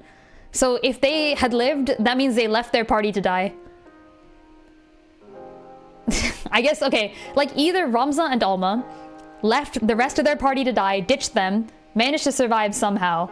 Yeah, exactly. Then the ending doesn't make any sense. I think they are actually dead and Oren is just seeing things, right? Like there's no other way it makes sense. Okay, in my opinion, there's two ways this can go. One, Ramza and Alma are actually alive, and then afterwards, Agrias is gonna go and try and talk to Ovelia or something, and that's not gonna freaking work. And then Count Orlando is gonna try and talk to Oren, and that also, like, clearly doesn't, neither of those things happen, because as we know, Oren gets burnt at the stake, and Count Orlando would never have let that happen, and Ovelia gets killed by Delita, and Agrias would never have let that happen, because Ovelia did that because she thought Agrias was dead. So, their foes score. I think they're just, like, I think Oren is seeing things. Wait, really? The creator confirmed they lived? Okay, you know what? Then I'm changing the ending. I'm changing the hecking ending. You can't have your cake and eat it too. I kind of agree. Thunder God Sid would have been dead by the time of the burning. Okay, fair enough, but that still doesn't explain the Agrias bit. If Ramza came back in time for Oren to see them at the grave, that means Agrias should have been back in time for Delita to become king, because this happens before Delita becomes king. The funeral is before the Delita kingship. Which means Agrias definitely would have gone and talked to... Okay, here's how I'm gonna rewrite the ending. If I could change the ending, I would do this, okay? I would add a few more scenes. This takes a little bit more work. Here's what I would do. Same funeral. I think it's really funny that the two of them show up and Joseph Joestar their way through it. I blame Mustadio. It's all Mustadio's fault. It's a freaking lipstick. Okay, here's what happens, okay? So they show up. All of the party lives. They get on chocobos and they fly away. We don't see this. It's fine, right? Ramza and Alma do their whole ride past Oran thing, and Oran goes like, it's them. They're alive. And that's cool. I like that. Then, two things should change. Oren should like go back somewhere and be like, I'm gonna start writing the papers, and he like meets like somehow like Count Orlando walks in and he's like, oh, you, right? And they like hug each other or something because they're like, you know, adoptive father and son or whatever. Like, good. Get his reunion. Okay, then you can burn him at the stake later. I'm actually fine with that. I think that's valid. He wrote like a heretical set of papers. He kind of needs to be burned by the church for the story to make any sense at all. Agrias should intervene during the scene where Ovelia is about to stab Delita. So like Ovelia rushes Delita and Agrias jumps in, like make it super dramatic. I'm okay with this, okay? Like give them one Deus Ex Machina in this series of ultimate downfalls, okay? Let them break their vicious cycle with this one cute romantic moment. She runs forward, dagger in hand, and Agrias goes, no, wait, stop. And Ovelia turns and goes like, Agrias? Right? And Delita goes like, yeah, I've been like letting them all live. Like I've never broken a promise I made to you. And she drops the knife, and then like Agrias takes it back or something, and then Delita goes like, I brought you flowers, and then Ovelia is like, oh, and like she breaks down sobbing, and Delita gets to comfort her again, and then they go on to be an actually good king and queen, and then Agrias can take up her position as the knight in waiting or something, whatever they call it, for Ovelia, and then she can marry Mustadio and they can all live a happy life. Let's go. Done. Fixed. And then Lusa goes back to FFT or something. Wait, FFTA? I don't know what he's from. Lusa goes back to FFTA, and Biblos can chill by Midlight's Deep. I don't know if he wants to go back there, but he can chill wherever the frick he wants. I don't know where Balthi is from either. He can go back to wherever that is. Somebody put Cloud Strife back in the sending machine. Let's go, Mustadio. Yeah, oh wait, yeah, good point. The party has to live. It's canon. The party has to live so that Cloud can get back to Final Fantasy. Because otherwise FF7 is going to break down. Let's go. Oh, gosh. It's possible that Count Orlando helped him get the stuff for the papers in the early years before old age and all that. I agree. I want to see that. I'm going to change the ending. I'm making it slightly happier. I think Oren still deserves to be burnt at the stake. I think we can still kill off people if we need to. If the party lives, so did Argeth. No, wait, Argeth was like a zombie. He's dead. He was revived as a zombie and then we killed him again. He's totally dead. Yay! Kingdom Hearts has a lot of bringing characters back to do good endings. Oh, okay, valid. Fair enough. Oh, Balthi is from a different point in time. Oh, interesting. Oh, so like one of the FFT games then? Maybe? I don't know, whatever. Part of the word line stuff was that Agrias' special cutscenes talk about how she's no longer with Ovelia, but with Ramza. Yes, but she also swears in that same cutscene, this is when she gives the dagger, but she also swears in that same cutscene that when the fight is over, she'll come back to Ovelia. She's like, my lady, I do this all for you. I do this to make a better world for you. Once the fight is over, I wish to serve you, etc., in the past. Like, she's very loyal. And she says so in the cutscene while giving her the dagger as well. I do like that she gave the dagger to her, though. It's really cool. Cloud Strife goes back to Smash Brothers. He's from FF12. Okay, got you. Do you want info from the FF14 raids from FFT? What does that mean? Maybe? I don't know. Kaden's a viral moment. Valid. Is the fight ever over? In Ramza's case, yes, because he retires and lives a quiet life in the countryside. So yeah, I think so. I think Agria, like by the point where their funeral is happening, like Ramza and Alma's funeral is happening, he's essentially retired from all fighting. I think Agrias would definitely then go back to Ovelia, either to check up on her or like to swear loyalty to her again, and continue to serve her in the future. I think this is like a valid character arc. I think the fact that she didn't do that and Ovelia decided to stab Delita and stuff is like essentially just canon that she's dead. Like in canon, she has to be dead for that to happen. Also, I want to call out the line, I think Count Orlando says this, or no, not Count, Oran says this about Count Orlando in the ending where he's like, I hope my father, I wonder what happened to him. I hope he fought well. And I was like, I'm so sorry, but like I benched your dad from the beginning. He did not fight for shit. I just brought him to the final battle and now he's dead probably because of me. Whoops.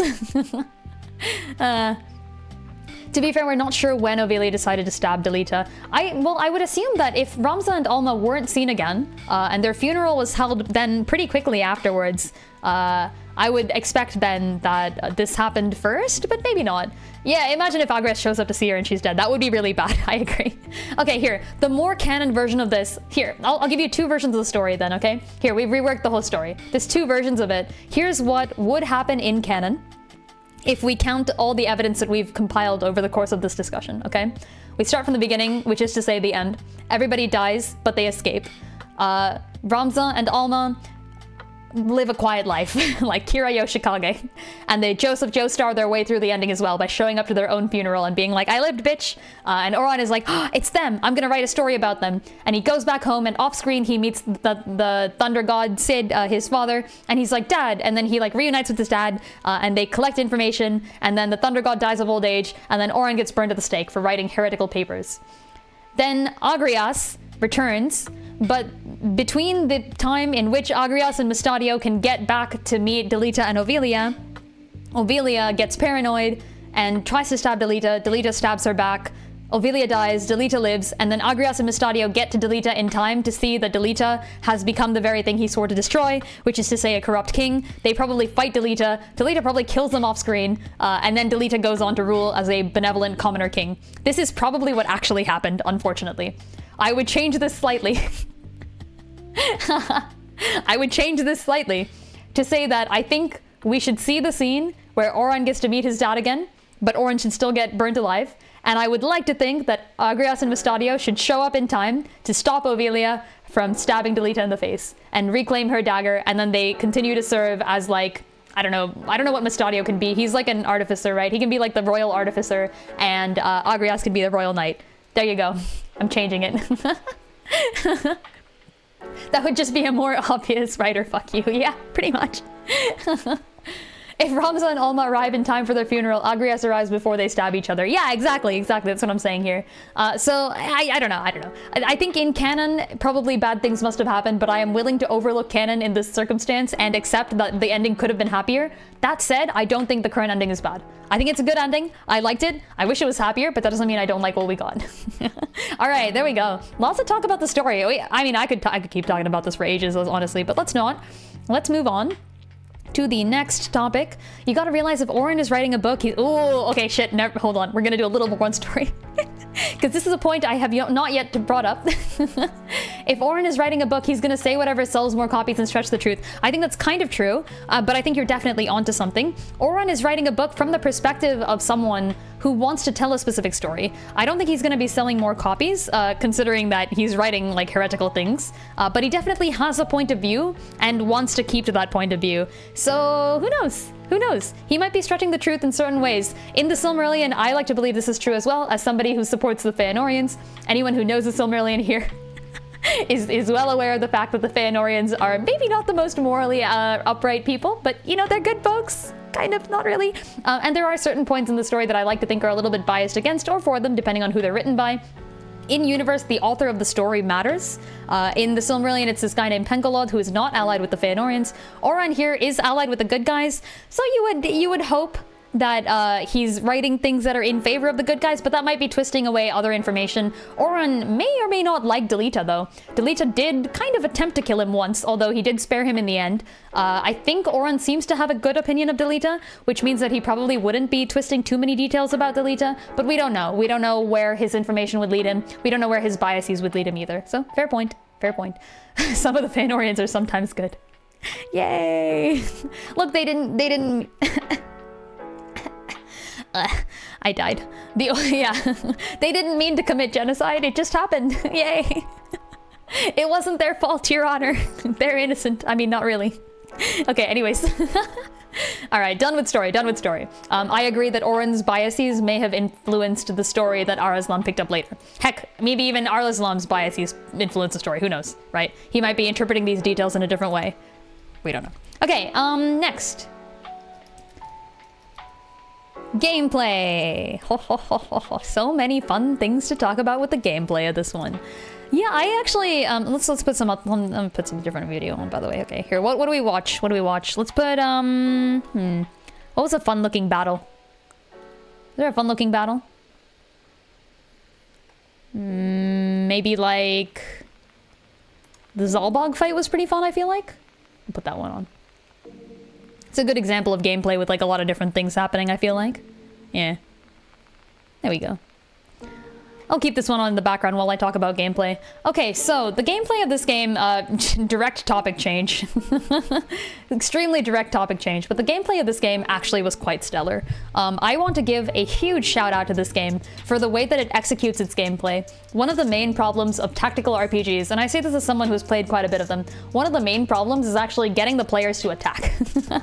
In a lot of TRPGs, Fire Emblem especially, the player is usually incentivized to sort of turtle in the corner and like wait a little bit, see what happens next, you know, like figure out what the enemy's gonna do. And because of that, most FE games will have the enemy charge at you, and you can sort of counter on enemy phase. Many Fire Emblem games are dependent on building really good enemy phase tanks and having them take out the massive swarms of enemies that come at you, because you can only attack one person, or maybe two if you've got Gale Force, on ally phase, but you can attack as many as you'd like on enemy phase, as long as you play your cards right. In FFT, they circumvent this problem, in my opinion, in a really good way, which is to say they make the maps small, they give you 5 units, they give you people who have different strengths and weaknesses, so you can't just like one-shot all of them, and then they give everybody like an insane amount of damage. Like, people are gonna die way easier than they do in other games. Because this game is one of the ones that goes the whole like 3-turn death limit, right? You can die, and then afterwards you come back to life as long as somebody revives you within 3 turns. Because this game has that mechanic in it, it actually pushes for players to run forward and attack more often. Even I, who tends to play a little bit more defensively when given the chance, usually I'm playing a challenge run that determines I must do so. Yeah, I was like, yeah, you gotta freaking go out and attack here. This is great. I'm okay with this. I think this is actually great. I will indeed say there is one thing I didn't like as much, which is that the army size is so small. I would have liked to be able to field more of my units, but in retrospect, looking back at the maps that we played, I think it was actually kind of nice to have a small army and like small maps where you can go in, get the fight like done, you know, go straight to the action and then get out of it. Tactics Ogre Reborn does a kind of bad job of the same thing. It tries to force you to go in and attack people by introducing the system called the random cards. I talked about this more in my Tactics Ogre Reborn review, so if you want, you can go check that out. That's like going to be on the YouTube as well. I think it's already on the YouTube. Go check out the YouTube if you want to see more of my Tactics Ogre Reborn stuff. But I was rather critical about it because the cards are just way too random, and they also take so long to get. And also the fact that they're in the middle of the map somewhere and they can spawn at any time means that at any point you could come to a like random moment where an enemy picks up like a plus attack card or something, and then you're just like, yeah, you're just spending your time running across the map, and then somebody gets a bad card, and then you're like, okay, yeah, now what? Like, what do I do? I did play the game TOR Deathless with no incapacitations, so that did also incentivize me to play more defensively to begin with.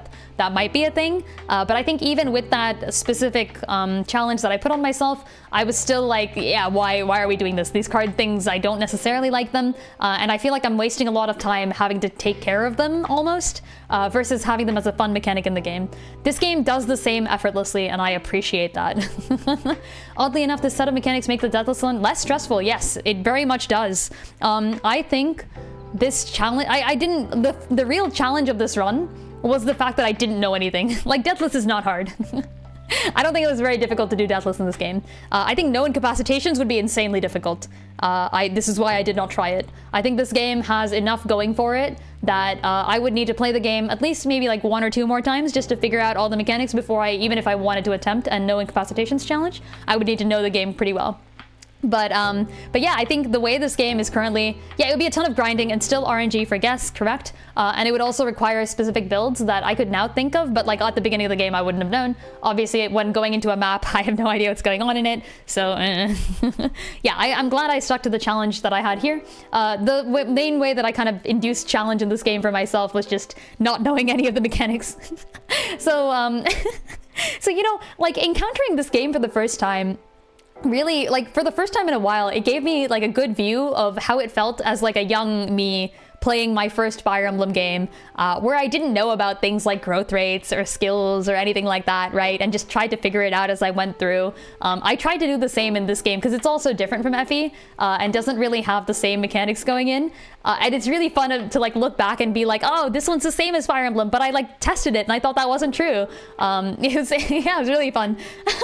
Not knowing mechanics, yeah. Using Cloud, I did bench Counter Orlando for being too powerful. I benched Construct 8 for being too powerful. Things like that, yeah. Just for fun, you know, make things a little bit more fun for myself. But I thought it was a good fun. I thought the whole run was a good fun, you know, a good fun time. I enjoyed it.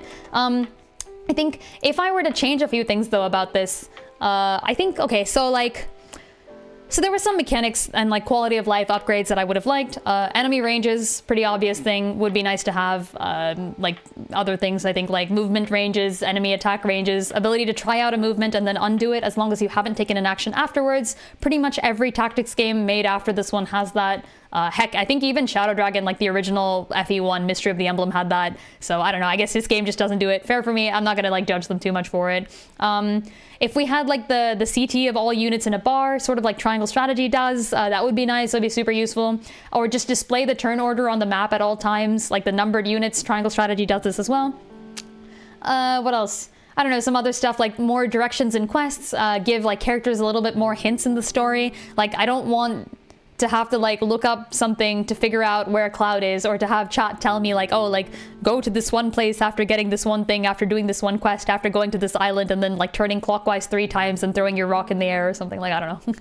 Like it gets pretty obscure. That said, I can't really fault the game for not having those last 2 things, because Fire Emblem didn't either, until pretty recently actually. I think FE7 is the first time I remember a Fire Emblem game really going out of its way to give you hints, where like characters would show up before the recruitment level and be like, hey, what's this person on this map is like my long lost friend, you should bring me to this map. And then like Eliwood would be like, okay. So that was pretty nice, I like that. Oh, timed magic delay, yeah. This is the first game I've ever encountered timed magic delay. I don't know, I'm not too much of a fan of it, to be honest. I think if it had been a little bit more tightly implemented, like give me more of the information about it at front, don't make me click around through like 15 menus to see whether, yeah, same thing, I agree. I want to know immediately whether like the fire spell is going to go off at this time, go off at a different time. Same thing for jump, the Dragoon skill jump. The timing of it is really difficult to like nail down because it just doesn't tell you until you've actually used the skill. And the less information you give me, the less planning I can do, which makes the game a little bit less fun for me, because I'm like, look, I'm thinking 3 steps ahead. You got to give me the information necessary to think 3 steps ahead. If everything is random, then I can't make a plan. So, right? I think, but it was fun though. I did enjoy the timed magic delay. I thought it was a new like mechanic that I enjoyed. But the fact that also like characters later on get to circumvent that, like Agrias's Hallowed Bolt, for example, it's not magic, but it is AoE damage and it's instantaneous. I know like Sid, for example, and maybe Malia Duel, does she have AoE? I know other units have like AoE attacks that are instantaneous as well, so it kind of sucks for the people who don't. Get wrecked, woo! I think the benefit of the non-instantaneous attacks was sometimes not enough to sort of force using them. Yeah, some magics take too long to cast, like Omnislash, huh? Yeah, I would have liked Jump to tell you the same way as magic, I agree. And I want both of those things to be more usefully shown somewhere. That said, I'm really not going to blame this game too much. This game is what, like 2007, right? It's a 2007 remake of a 1997 tactics game. For context, for the people who know Fire Emblem well, 1997 is right after FE4. So sometime around like between FE4 and FE5. So we're like in genealogy era in the Fire Emblem series when this game was being created. And then I think 2007 is actually more recent than that. It would have been after FE8, maybe, I think. Yeah, because I feel like Ike's game was a little bit after that. So sometime between like the GBA era, like Sacred Stones and this. Same thing about Ultima and summons. Oh, summons in this are reduced. Okay. I feel like summons needed to be more powerful if you wanted me to use them. And even if they were, it's just not useful if I can't control the time more. Like they're so slow. They're so slow. What am I going to do about that? There is a spell or like a class spell that summoners have, like decreased charging time or something, but I didn't really use summoners enough to get to use that, so yeah, I didn't really get it. But yeah, still, this game does a lot right. I will admit, like the fact that you can go to a high ground and be able to target people on lower ground, you can block enemy attacks with your own allies. I think at one point in like Midlight's Deep map 9, there was a moment where somebody, like an archer, was targeting Rafa, and like I could just move Ramza into the way so that the archer hits Ramza with the skill. Like, that's perfect. I love that. Having timed skills allows things like that to happen, where you can react to an attack that you know is going to happen in the future.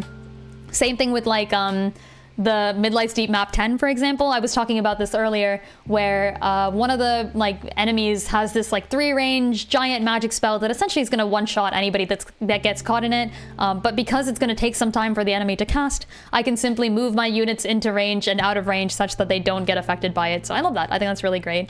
Did you ever pick up that you do increased damage to a charging unit? Yes, I did know that. I think I used that in like Midlight's Deep map 9 again. Yeah, I feel like the 2 mages there were like super high level, but they both started charging, and they both started charging like within range of me, and I was like, wait, this is awesome. You guys are just gonna sit there and charge? Like, it's Agrias's turn. Do you not know that you're gonna get killed? So we just like, we obliterated those 2 mages, the poor guys. I picked that up near the end though, so definitely in the beginning I don't remember, I didn't know that at all. I was like, what? But by the end I knew this. Yeah. Why grind over 1k job points and wait over 10 turns to Omni Slash when Agrias does 2 times the damage with Hallowed Bolt? It was like higher than 2 times, but yeah, true. That was great. Your RNG luck on a lot of things was crazy. True, yeah, very true. I think I got lucky in a few good instances in this game, and I was excited to see it. I don't even know sometimes where I got lucky, because I don't know what it would have been otherwise. I was told that Dorder is usually like a very, very difficult map for people. That's the merchant city with the high ground and like the archer on the top. Obviously, as someone who has played tactics games before, I was well aware of the fact that you have to rush the guy at the top. The first time I tried the map, this was also back when I didn't know that you, or I kept forgetting that like, you can't try out a movement and then go back. So I had sent Ramza forward and I was like, I just want to see if I can like attack this guy. And then I realized I couldn't bring him back and I'm like, oh, rip. So we definitely died the first time just due to like my movement like mess up. But the second time I ended up winning pretty easily, and that was just because Zelita went up there and like killed the guy for me, and I was like, oh neat, thanks Zelita, appreciate it. Apparently he doesn't always do that, so hey, I'll take it. Yeah, like Rafa in the Sephiroth fight, Elmdor, but you know. Like she did that whole like 240 hit, I was like, oh, I'll take it, let's go. There were definitely some times I got extremely unlucky as well, but hey, such is the way. And I remember the good luck ones because hey, good stuff. Agrias exists. Enemies. This is supposed to be an RPG. What role am I playing? The victim? Saint Ajora, get over here. Agreed. What else is there? Oh, yes. Okay, so, they have a mechanic in this game called JP, where you can use skills and like learn skills and stuff. I didn't know about learning skills for like a good 3 or 4 maps in the beginning. That was really fun. That was a good time. I was like, guys, I'm not gonna look up the tutorial or anything. Okay, I'm just gonna like sit there and see if I can figure out as many mechanics as possible. And I don't mind suffering. Like I have enough tactical prowess. Even if my units really suck, I'll get through it, whatever. And like we did a bunch of maps where I like brought Ancelot the mage to the map. And I think like at first I was like, why can't he attack? What the frick? What kind of mage can't attack? And then like the second time I brought him to a map, I was like, okay, maybe it's because I didn't put a weapon on him. So I like put a weapon on him. And then we brought him to the map and he didn't do shit again. And I was like, what? And then like the third time I was like, okay, wait, what? Oh, there's like a learn skill. Oh, you have to like learn black magic. Whoa. That was a good time. I enjoyed that greatly. I enjoyed the whole process of learning things greatly. I think it took until like arc 2 or 3 for me to realize properly that faith is like magic damage and bravery is like physical damage, which is something that I had said at the beginning, okay? Like by map 1, like I played like FE3H, right? I was like, okay, faith is probably like magic and bravery seems like it. But here's the problem. Ancelot the mage had low faith and he was doing so much magic damage that I was like, okay, maybe I'm not right. Like maybe there's some other thing going on there. And I just completely discarded that theory from my mind. Turns out later that Ancelot is actually just bad and magic is actually just good, and he should have been doing way more damage. So we had this great set where I think for like the first 2 or 3 arcs of the game, my mage was extremely buff and my physical attacking unit was like high faith but like pretty low magic. It was a good time. Ancelot and Jellian. Yes, Vincent was the other one I think that we used for quite a while. Ancelot and Jellian sort of remained until the end though, because I think I used Mustadio instead of Vincent. We took him off. He was my Archer Knight combo. We had Ancelot in there for a while. Jellian even maintained a way into the end because I think we brought her for the thievery. We stole some things with her. Yeah, lots of fun in like the default classes too, I gotta say. I was a little sad that I didn't get to see some of the more interesting default classes. I think I should read through Spoilers Aloud. I mean, I did. Like, I already read through Spoilers Aloud, but I should read through it after this, I think. and I'll like read out, because I think somebody listed out all the interesting looking classes, and I was like, what the frick? I didn't even know like half of these existed in the game. It was a good time. Yeah, in terms of gameplay though, I've got to say, I ranked this one pretty high. Yeah, to end my gameplay thing, oh, class tier guide? Can I even make a class tier list? Here, let's check one out. I didn't really even look one up, because I think I only know about like 4 classes in this game. I didn't use any more. Let's look one up. Let's see if one exists. If I can find one real quick, I can do it. I can rank the tier list, but most of them are going to be straight and like nothing, and you guys are going to have to tell me whether they're good or not. FFT, Wattle. Final Fantasy Tactics generic job tier list. Is this the right one? Yeah, this looks right to me. Okay, here. Let's take a look at this. Take a look around. I'm gonna put it up. Here. What? Hey, okay, there we go. And then let's just delete a few rows. There. Alright. Y'all can see this, right? Yeah. Okay, classes I used. Actually, you know what? Now's your chance. What are all of these classes? Feel free to tell me. The heck are these? Let's just delete a few. I like that. Yes, I agree with the job system. Thank you. I'll mention that right after this, actually. I wanna do the quick ranking first. Okay, so chemist best class. Squire, I guess Ramza does it well. Archer, I didn't end up using very much. Knight is good because of the debuff skills, but other than that, it's kind of like situational. Special. Basic. Why? There. Black Mage. Yeah, I like Black Mages. Sure. Here, we'll put like... Yeah, Black Mage above Knight, maybe? No, Knight above Black Mage. Here. Then let's see... White Mage, I didn't use at all. I don't think I even saw the whole tree. Beef is good. I like Beebs, but at the, like, maybe bottom of Special. I enjoy the ability to steal things, and I really enjoy Charm. I think Charm is one of my favorite stats in, like, any, or stat debuffs in any game. Milo, hashtag triangle strategy. My girl Milo, yes, okay. Monk, I don't think I used until Ramza had it for a bit, and then I, like, immediately reclassed him out of it. We'll make a okay tier. What is this? Time Mage, my fave. Yes, Time Mage maybe even above Chemist. Actually, no, Chemist above Time Mage, but Time Mage good. Yes, let's go. What's this one? Mystic, right? I don't even remember what Mystic does. I don't know what this does. This is Mystic, but I have no idea. Dragoon is the Grasshopper class. It's okay, I guess. It gives you Ignore Elevation, which is good.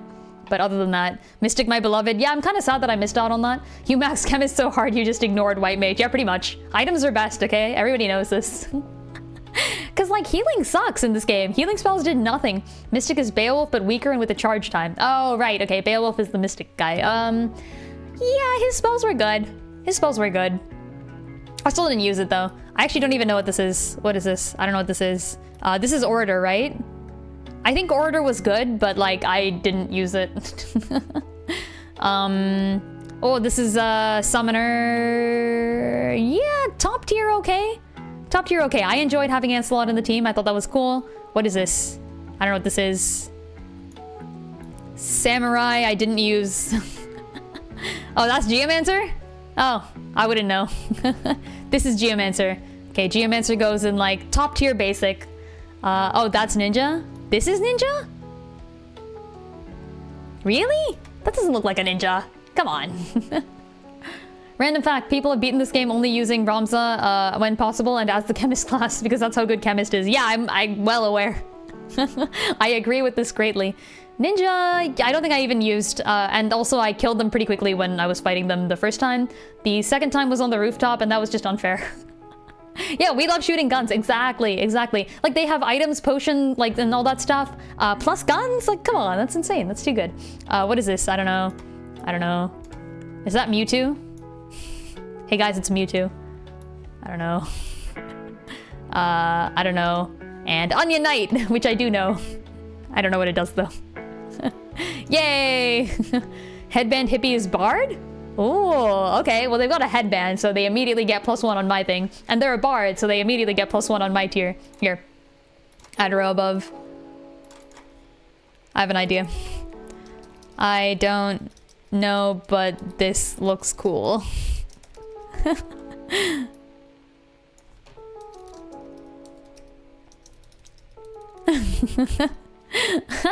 Here. I will rank based on pure appearance. Is this Dark Knight? Is that what this is? Okay, Dark Knight is blue, Onion Knight is white and pink, right? Yeah, Onion Knight can go at the top of the question mark tier. Orator definitely looked cool to me. Mystic looked cool to me, but less so than this. Ninja, maybe above Mystic, but below here. I just like bards. I'm super biased. I just really like bards. Fun fact, the name Lin comes from my first D&D character as well. Also from Elvish, but also from my first D&D character whose name was Lind and she was a bard. So heck yeah, let's go. Don't even know what this is. I forgot. What'd you say it was? Oh, this is Calculator. Oh, is this Calculator? Oh, heck yeah, I love Calculator. Calculator is Decimal from Triangle Strategy. For the people here who have played Tri-Strat, my guy, Decimal. Ah, I love. Okay, we're putting Calculator all at the top. Who's this? In speedruns for this game, there's a calculator allowed category because that's how broken it can be. I love that. Oh man, that's amazing. Yes, touched on Bard, Dancer, Mime, and a few other classes in the final FFT doc. Yeah, I read it. I think, I don't remember all of it, but I remember Mime can like mimic actions and you have to do them at the exact same translation as the original action. That seems really, like, really situational, but I guess you could use it well if you have the ability to do it. Like, for example, if you cast a spell like 2 squares up and 3 squares to the side, then somebody else can mimic that action and 2 squares up, 3 squares to the side, etc. Calculator, you said, could be combined with any other class or something? And then, like, if you, like, cast any spells with Calculator, it hits everybody who fulfills that condition? Maybe? Oh, Calculator is the gray and blue guy, not the dancer-looking girl? Oh, this guy. Yeah, that makes sense. Who's this? Is this, like, Dancer, then? Okay. Dancer goes below Bard. What's the Mewtwo? Mime is the white thing? Oh, this is Mime. Okay. They all look cool, then. I'm putting Mystic here.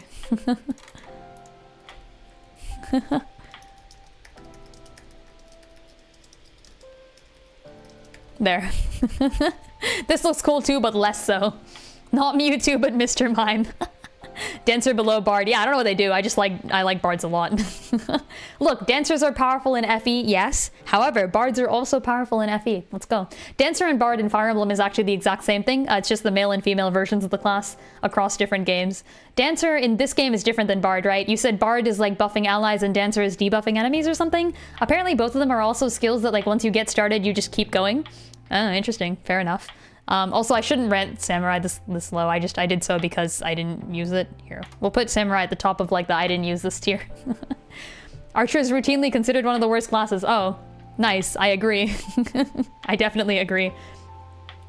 Yeah, I think we've talked about all of them. Then I have no idea what Dark Knight does. I don't remember reading it in the description. I remember all the rest.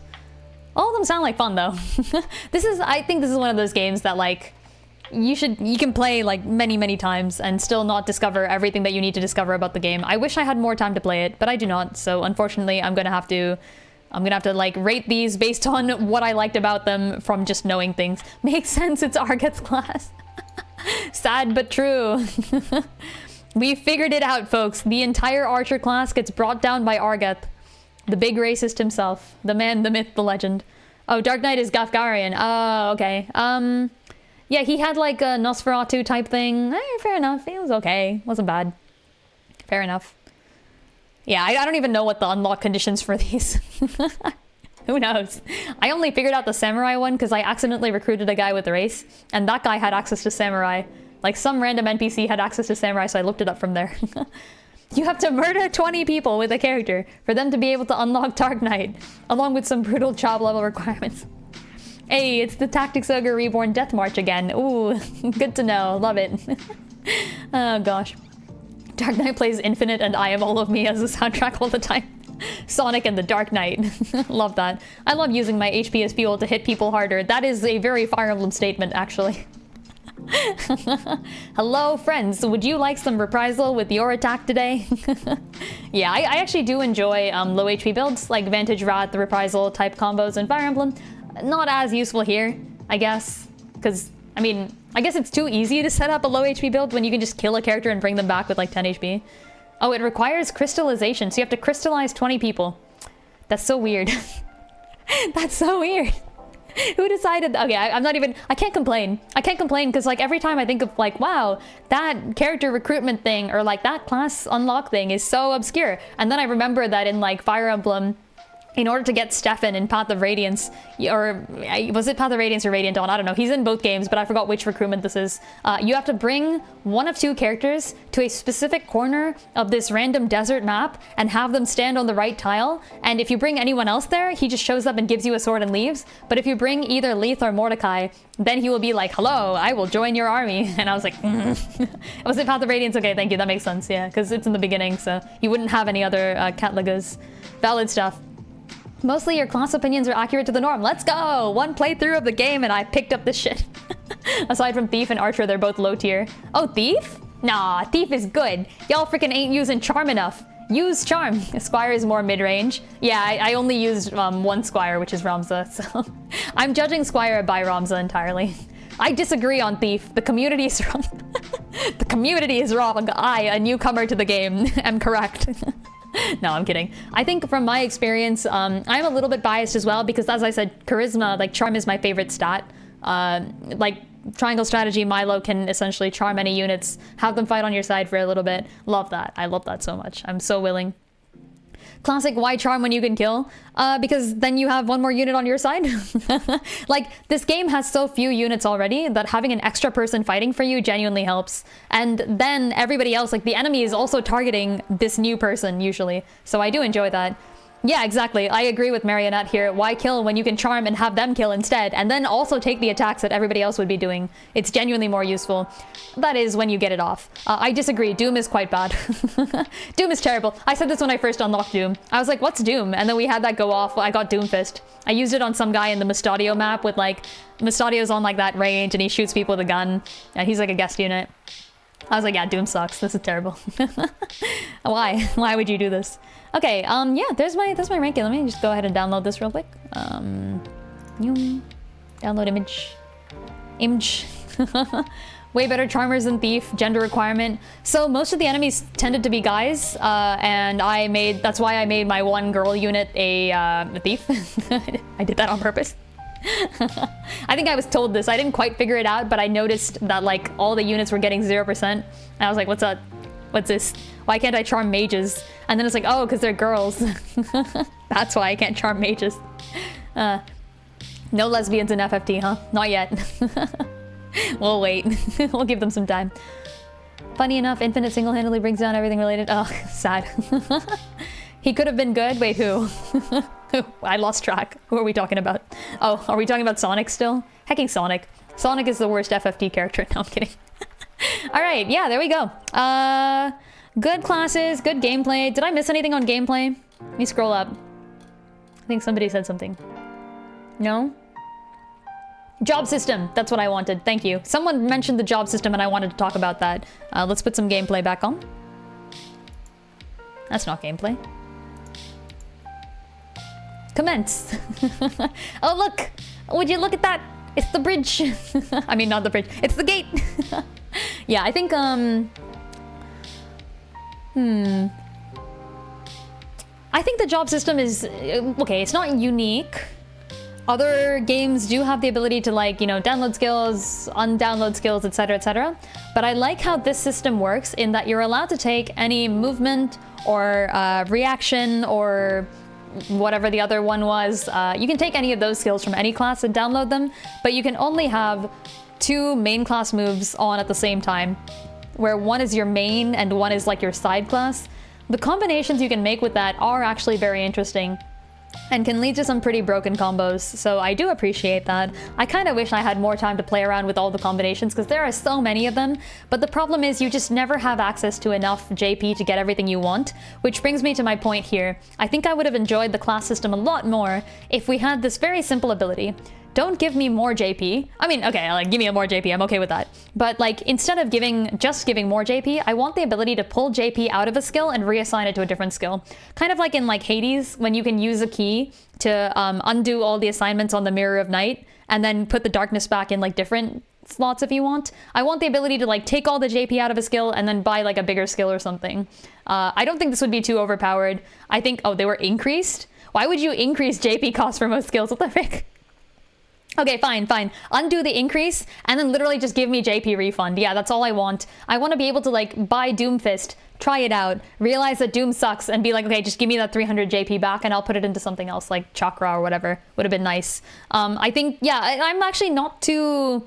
I think by the end I had enough JP to try everything I wanted, and I don't think the solution is just giving more JP. Because if you end up just giving more JP to people, what that really does is it gives you like an overinflation of skills in the first part of the game, and then by the end of the game you don't have much left to unlock. So I do want to make sure that like the JP is progressing to keep the game balanced as much as possible, but I think we should be able to like take it out and regain skills whenever necessary. I think that would have been really cool. Yeah. Other than that, the skill system was really cool. I loved the little like mini builds that I was coming up with. You know, I think one of the super simple ones that everybody had that I also figured out in the beginning was like Knight Archer, where you have Rend Power or Rend Magic or Rend Weapon even on an Archer. The Archer can shoot from a distance and apply one of those skills. Would have been super cool. In the PS1 version, getting mid-end game jobs was really fast, and you could, under normal circumstances, unlock jobs that had no gear for them in shops. Oh. Well, that's not quite balanced then, is it? Wait a minute. Yeah, had moves that kill things a little bit too quickly. I think it's okay. I think increasing the JP cost is fine. Just give us the ability to reassign it. I actually don't think I was locked out of anything for too long.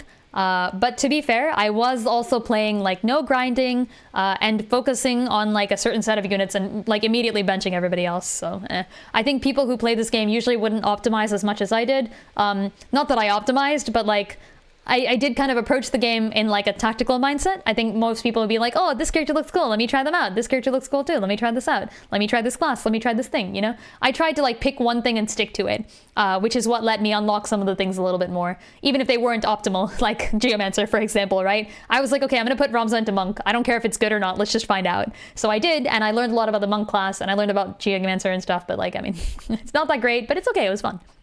PS version, there's a JP glitch and it's useful for no grind runs. Oh, would have been nice to have some kind of a JP glitch. I admit it would have been cool, but I think, yeah, I guess the problem with glitches is like you're outpacing the game, right? You're gonna have like super powerful skills too early on. This is why I just want JP reassign.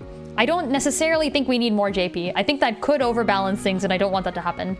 In a game like this where you already get too powerful by the end, like I was playing very suboptimal, and even I was like too powerful by the end with all my speed stacking and strats, but like, yeah, I don't know. I don't know, I don't think it should scale too much. I'm okay with the game being a little more balanced, a little more difficult. I've said this before and I'll say it again. I like that nowadays games have difficulty levels. I would have liked to see that too. But I mean, it's okay. It's an old game. Old games didn't really have that sort of thing back then, so that's fine. Not a problem. Okay, anything else on gameplay? Yeah, no speed buffs and no auto potion. Yeah, like there are some super simple tactics you can do that just bam, like ruin the game. Auto potion is so stacked. If I was ranking skills in the game, I don't think I can because I only use like 2 of them. Because I found auto potion and the one that Agrias had was really good too. What's it called? It starts with an A. Adrenaline Rush. Okay, Adrenaline Rush and Auto Potion are like the best skills in the game. Yeah, that's the one, Adrenaline Rush. I freaking love that. Top tier. I Auto Potion more than Adrenaline Rush, but I did use the shit out of Adrenaline Rush as well, so. I got that on accident. I got that off of some rando. Like, I killed him and I took his crystal. It worked. So good. Speed boost exists. The loot copy, did we just lose?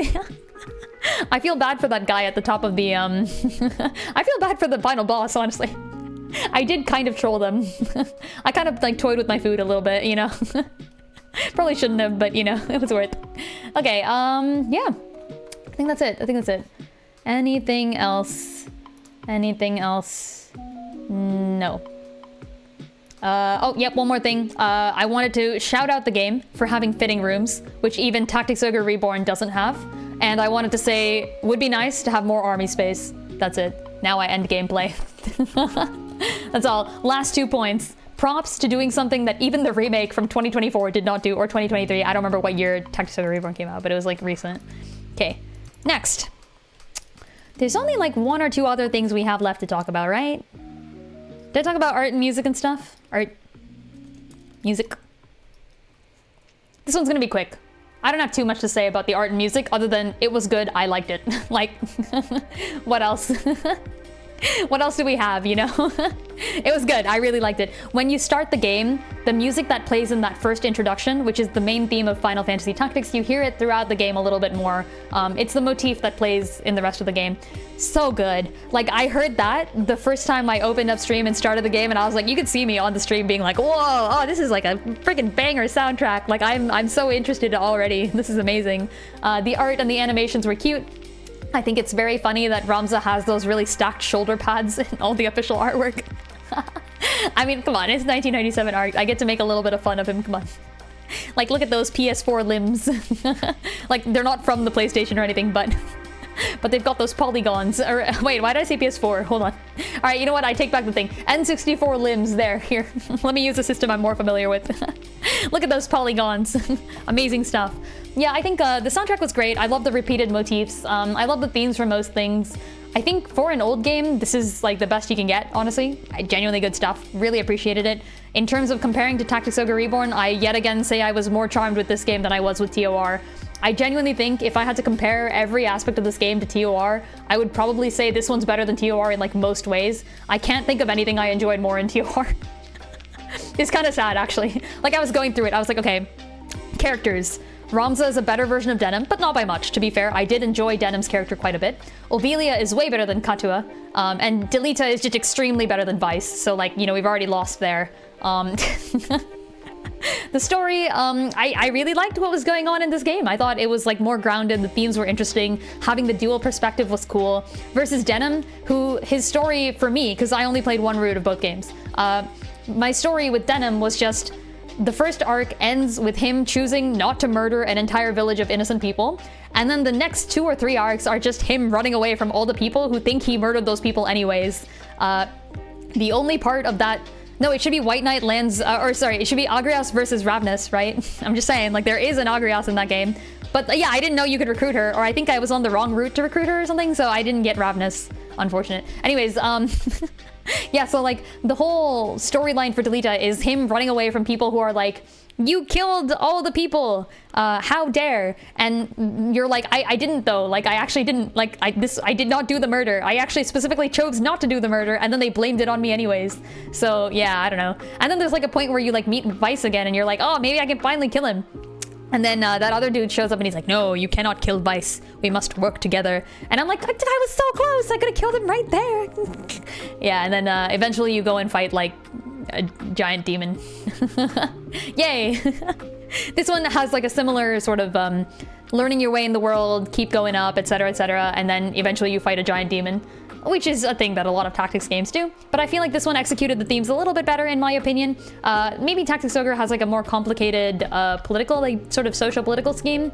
This one a little bit more simple. Like there are 3 sides. There's the church, which is the sort of middle party causing everything to happen. And then there's your like proper Fire Emblem Fates, Nor and Hoshido. You've got your Duke Larg and your Duke Goltana. I think Duke Goltana wants Ovelia on the throne, and Duke Larg wants Prince Orinus. I could have gotten them mixed up, I'm gonna be honest, I don't know. It doesn't really matter which one's which. By the end, Ovelia is with the church because she's with Delita, and then Delita betrays the church. So they're just doing their own thing. Delita's story throughout the game of using everyone as he goes, just being a charismatic little dude, making his way up, being edgy, getting Ovelia to love him. I enjoyed all of it, I thought it was great. So yeah, top tier. I did like the story, I did like the art and the music more. I think not much to say other than that. It was a good stuff. It was good. I've already downloaded the Final Fantasy Tactics opening music theme to my playlist. It's in there. I'm gonna be listening to it. All right, is there anything else? Is there anything else I haven't discussed? Let me go back up to the story section comments. I feel like somebody said something there I wanted to address to and then I didn't. Scrolling. If not, I'm gonna hecking read spoilers aloud right now. Do it? Okay. Out us. Alright, you're getting outed. Hold on. I'm fine with it. Permission from the people who were in there. Because I will be putting this on. Actually, I don't know. I can take this part off of YouTube if people feel like it later, so up to you. Your stream, your rules. Fair enough. I don't want to, like, I agree, my stream, my rules, but I want to be nice. Yeah. This is the end of the review, by the way. Let me give my outro real quick. Hold on. So here. Quick outro and then commentary. Outro, I hecking love this game. It was so good. They did a great job. I came into this game thinking that it would be just another copy of Tactics Ogre Reborn, but more old, more outdated, with more of the things I didn't like about TOR. I was extremely, extremely pleased to see that is not the case. They did a good job making everything feel new, which is weird. Because this is like one of the, this is like what, I don't know, like the 20th tactical game I've played. I did not expect, did not expect for myself to enjoy this so much, but I did. I heavily recommend this game to anyone who wants to see a good TRPG. If you're a Fire Emblem fan, this game operates by very different rules. If you enjoyed TOR, you will probably enjoy this one. That said, I didn't enjoy TOR, and I enjoyed this game. So, I think as a triangle strategy fan, you could come into this one and enjoy yourself pretty well as well. Both of them have the same sort of mechanic of like having a few different people with various unique classes. You can choose which ones to bring, etc. Tri-Strat is, however, very different on that front, and this game has a lot more maneuverability. You can like be super flexible about things, reclass people, combine skills and classes, and that's all very TOR in nature as well. Some of the newer Fire Emblems do the same thing, but this one is old, and it did all that stuff well. The story was brilliant, it kept me gripped right up until the end, and we talked about the controversial ending, and the fact that even though I could have changed, I would have liked to change it, but I liked it. I thought it was great. So, yeah, genuinely, the Tactics Ogre Reborn remake thing is outdated. Don't play TOR, play this instead. It's literally like much older. But hey. Okay, yeah, this is my outro. Play the game, it's good. Okay, and now back to commentary, which is to say, let's start commentary. I want to put this stuff up on the screen, hold on. Remember, if I say something stupid, it's not my fault, I'm just stupid. Hey, don't worry, I believe in chat. Do I? Do I believe in chat? No, I'm kidding. Okay, here. This is Lin's, yeah. True, yeah. It's time for me to insult chat. No, I'm kidding, I would never. I like chat too much. Okay, here, and then maybe I kind of like scroll at the bottom a little bit. Let's change. There. All right, can people see the Discord? Woo! Yeah!